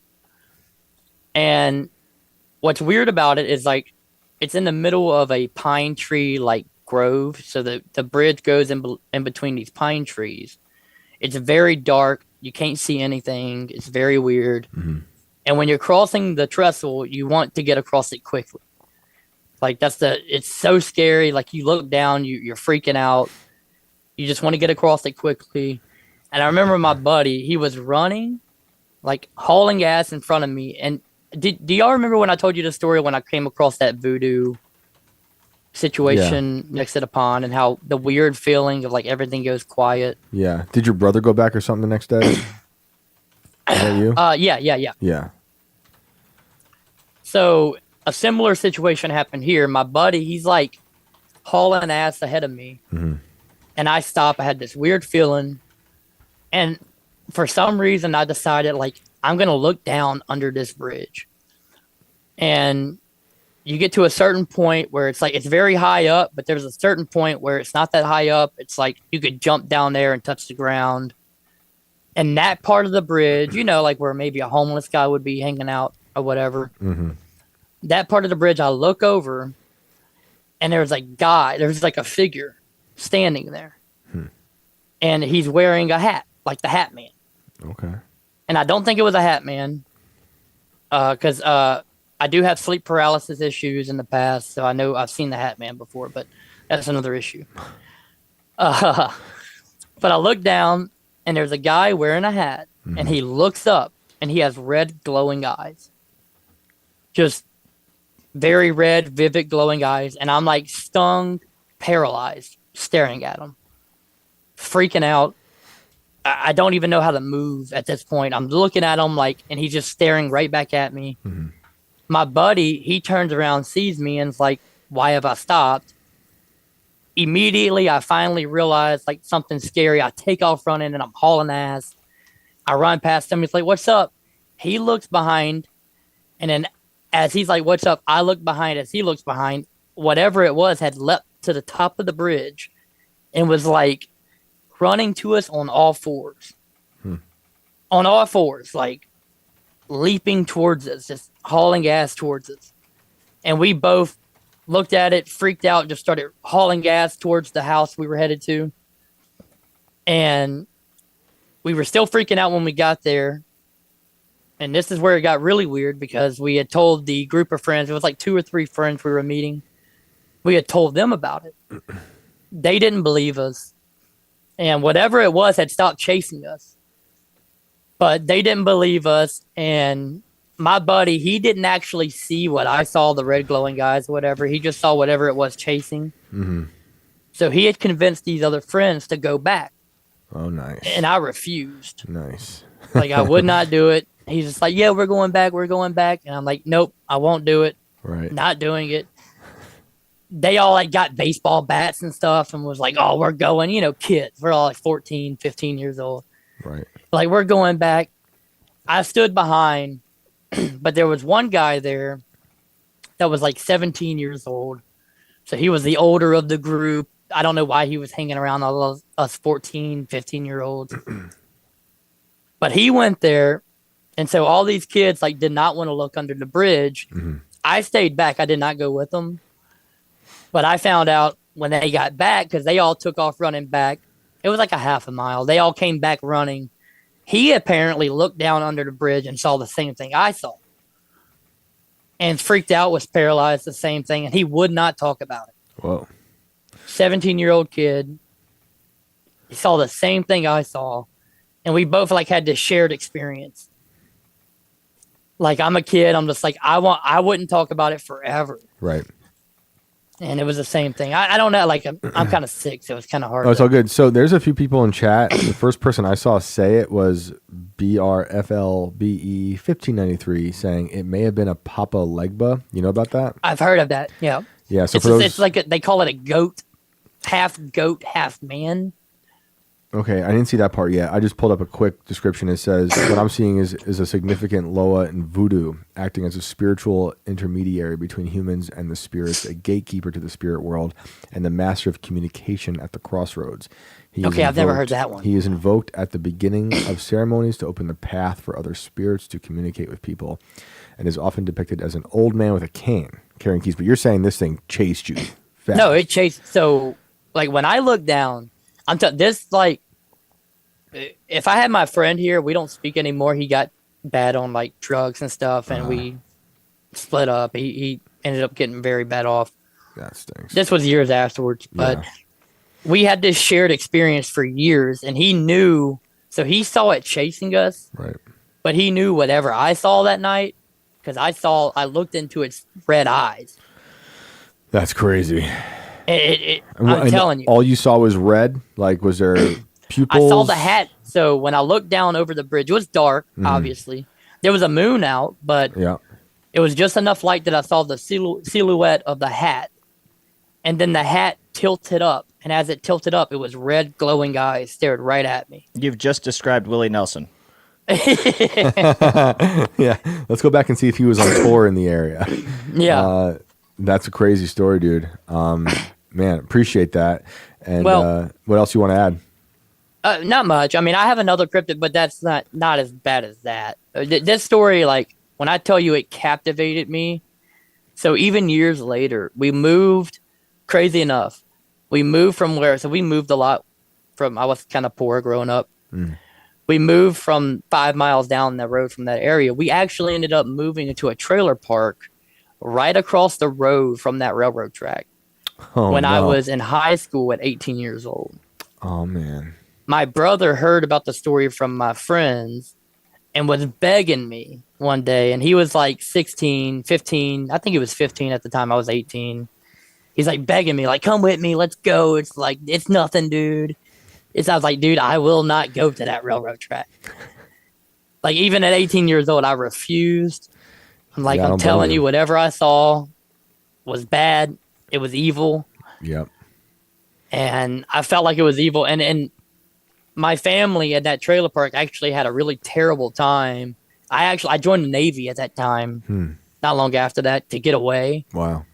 Because there was some evil in the area, but I didn't associate it with the railroad track. Right. But I felt like that entire area was just fucked. There's a darkness. There's a darkness to it. I mean, you said you're in New Orleans or? No. So I'm about, where I'm from is about 55 minutes from New Orleans. Okay. I was just listening to Kill Tony last night, and they were talking about the Legion of Skanks. They're in New Orleans for their thing. Yeah. I think it was Joe DeRosa saying it's a city that looks like one giant Dracula. It's like one big graveyard. I mean, I've been there. I know what he's saying, like with the fog rolling in and all that stuff. But I dig it, you know. But Dude, there's some wild stuff there. I challenge anybody. If you want to be creeped out, fly to New Orleans, get a rental car, and then just drive around all the southern towns in the like 2-hour span around New Orleans. Good luck. So that sounds like a show we're going to have to do on the road. Yeah. Hit me up. I'll show you a bunch of creepy ass places. That'd be sick. I'd love to do that. I used to love comedians in cars getting coffee, like just people talking in a car about comedy and driving around. But we could do that. Just I wish I wasn't sick, guys, and I sounded a little better. But that's all right. We're judging from afar. It's okay. No, you're good, dude. I appreciate the stories, man, and I hope you get better soon. Drink like turmeric and ginger. Oh, I have vitamin C. My mom just gave me turmeric, and I have honey mixed with peppermint. Perfect. Yeah, I have the whole thing. You're doing it. All right, man. Awesome. Get better. Yep. Y'all have a great night. You too. You too. Oh, what it be? BRFLBE. Just want to say Tool rocks. They do. Tool is great. That might be what I listen to tonight. Maybe Kill Tony. Maybe Tool. Since we got a couple minutes and all of a sudden Shane's trying to dip us into music. When I was headed back to Chicago, I got a random inkling to listen to a band that I had not listened to since probably like the beginning of the year. Also one of my favorite bands from back in the day, a band called Armor for Sleep. And I went to look them up on Apple Music, and they had literally just dropped a new album that day. No. So I was like so stoked because I'm traveling, and I haven't had a new album really come out here, like aside from like Deftones and stuff. That's really like, I don't know about you guys, but I tend to kind of attribute new albums and things to my surroundings. They remind me of the environment that I was in, the things that were going on. It's almost like an era type deal. Where were you and what were you doing when this album came out and you got hooked on it, for the summer or the winter or whatever. So I was super, super stoked that I got to just binge that whole album for the entire weekend traveling, you like it? which I've did. It's good. Sick. I like it for what it is. It's good on Equal Vision too. Yeah, a name I haven't heard in so long. Yeah, their last album before that was also awesome. Sick. I think it was Rain Museum or something it was called. Fantastic album. So if you guys are into them at all, check that out. All right. That was my music spiel for the night. I don't have a lot. I mean, I like that band Health. They don't have a new record out, but they have one coming out soon. They put out the song "You Died." I like a lot. I saw them open for Daughters. I said this already, but in Brooklyn right before lockdowns happened. And Health, although they're kind of like an electronic band, it's the loudest band I've ever seen in my life. They were terrifyingly loud, incredible. And I'm also pretty stoked for the 30th anniversary edition of Melancholy and Infinite Sadness, because there's a ton of live tracks, and the 2 that they've released already are incredible. So yeah, but I'm probably gonna listen to some Tool, and I'm probably actually gonna check out that Armor for Sleep thing. And can people look up the song you showed me of yours? Oh shit. Yeah. So I showed Shane a cover that my previous band El Famous did. We covered a Journey song. Dude, it's so good. And we did a cover for Separate Ways. If you look on YouTube, search El Famous Band, and then I think you have to search Separate Ways in order for it to come up. You can check that out. I played it for Shane in the studio last week before I left. Shane could not get enough. It's unbelievable. And I was planning on sending it to Phil, because Phil heard that I'm a drummer but has never heard of my exploits. So I was like, oh, I'll send this to Phil as a nice musical sandwich all wrapped up. Yes. So check that out if you guys want to. Shane loves it. I still think we did a solid job on this song. It came out really good. Yeah. And no, I'm not in bands anymore. I've obviously retired to come out here and be a podcaster. For now. So, but yeah, you're still a drummer. Hey, you're still a drummer. Music could happen again. You never know. You're drumming back there, basically. Sometimes, yes. I'm very fidgety. I'm There's always a tapping snare, on stuff. There's always somebody yelling at me for it. Never changes. But no, dude. People, you go look up that song. It's incredible. It sounds so good. The drums sound so good. It's such a good cover. I love it. So check that out. And we'll do this again. Brandon, where can they find you? As always, you can find me at Brando Inverted on Insta and on X. Thanks for all of our callers for hanging out. I see you guys still in waiting room. I will get you all written down, especially Annie. I seen Annie NJ is called back, which is one of our old guests that had a picture of a ghost behind her. And, some people she was with. So I want to try to call back this week, Annie. If you can, we'll get you on the show. And thank you to all of you guys. Don't forget, like, subscribe, comment, share the show with all of your friends, everybody that you know. We want to keep doing this for you guys every night for the foreseeable future. And we will be back tomorrow at 10 p.m. Eastern Time for more weirdness. Don't miss it. Shane, get us out of here. Thank you guys so much. Shout out to Hesha999 for the Rumble rant, saying thank you with a monkey emoji, which I believe is in reference to what they did yesterday, technically, on Tuesday, when they burned the monkeys. Guys, thank you so much. Thank you for the chats. Thank you for the callers. Really appreciate it. Definitely like, share, subscribe this. Yesterday we had some pretty important stories that were shared from Viva talking about this crazy ostrich massacre, and our caller who called in about the gentleman in Texas who's been arrested for a meme, which is insane. And look what happened last night with Elijah Schaefer being sued for $5 million by our FBI director's girlfriend for retweeting a picture. These are weird, dark times. So keep an eye out on all that stuff and amplify these messages, because it's not good. But we'll be back tonight, technically. And we'll see you then. I can't wait to see you all then and share new stories. Hope you have a safe night. Till then.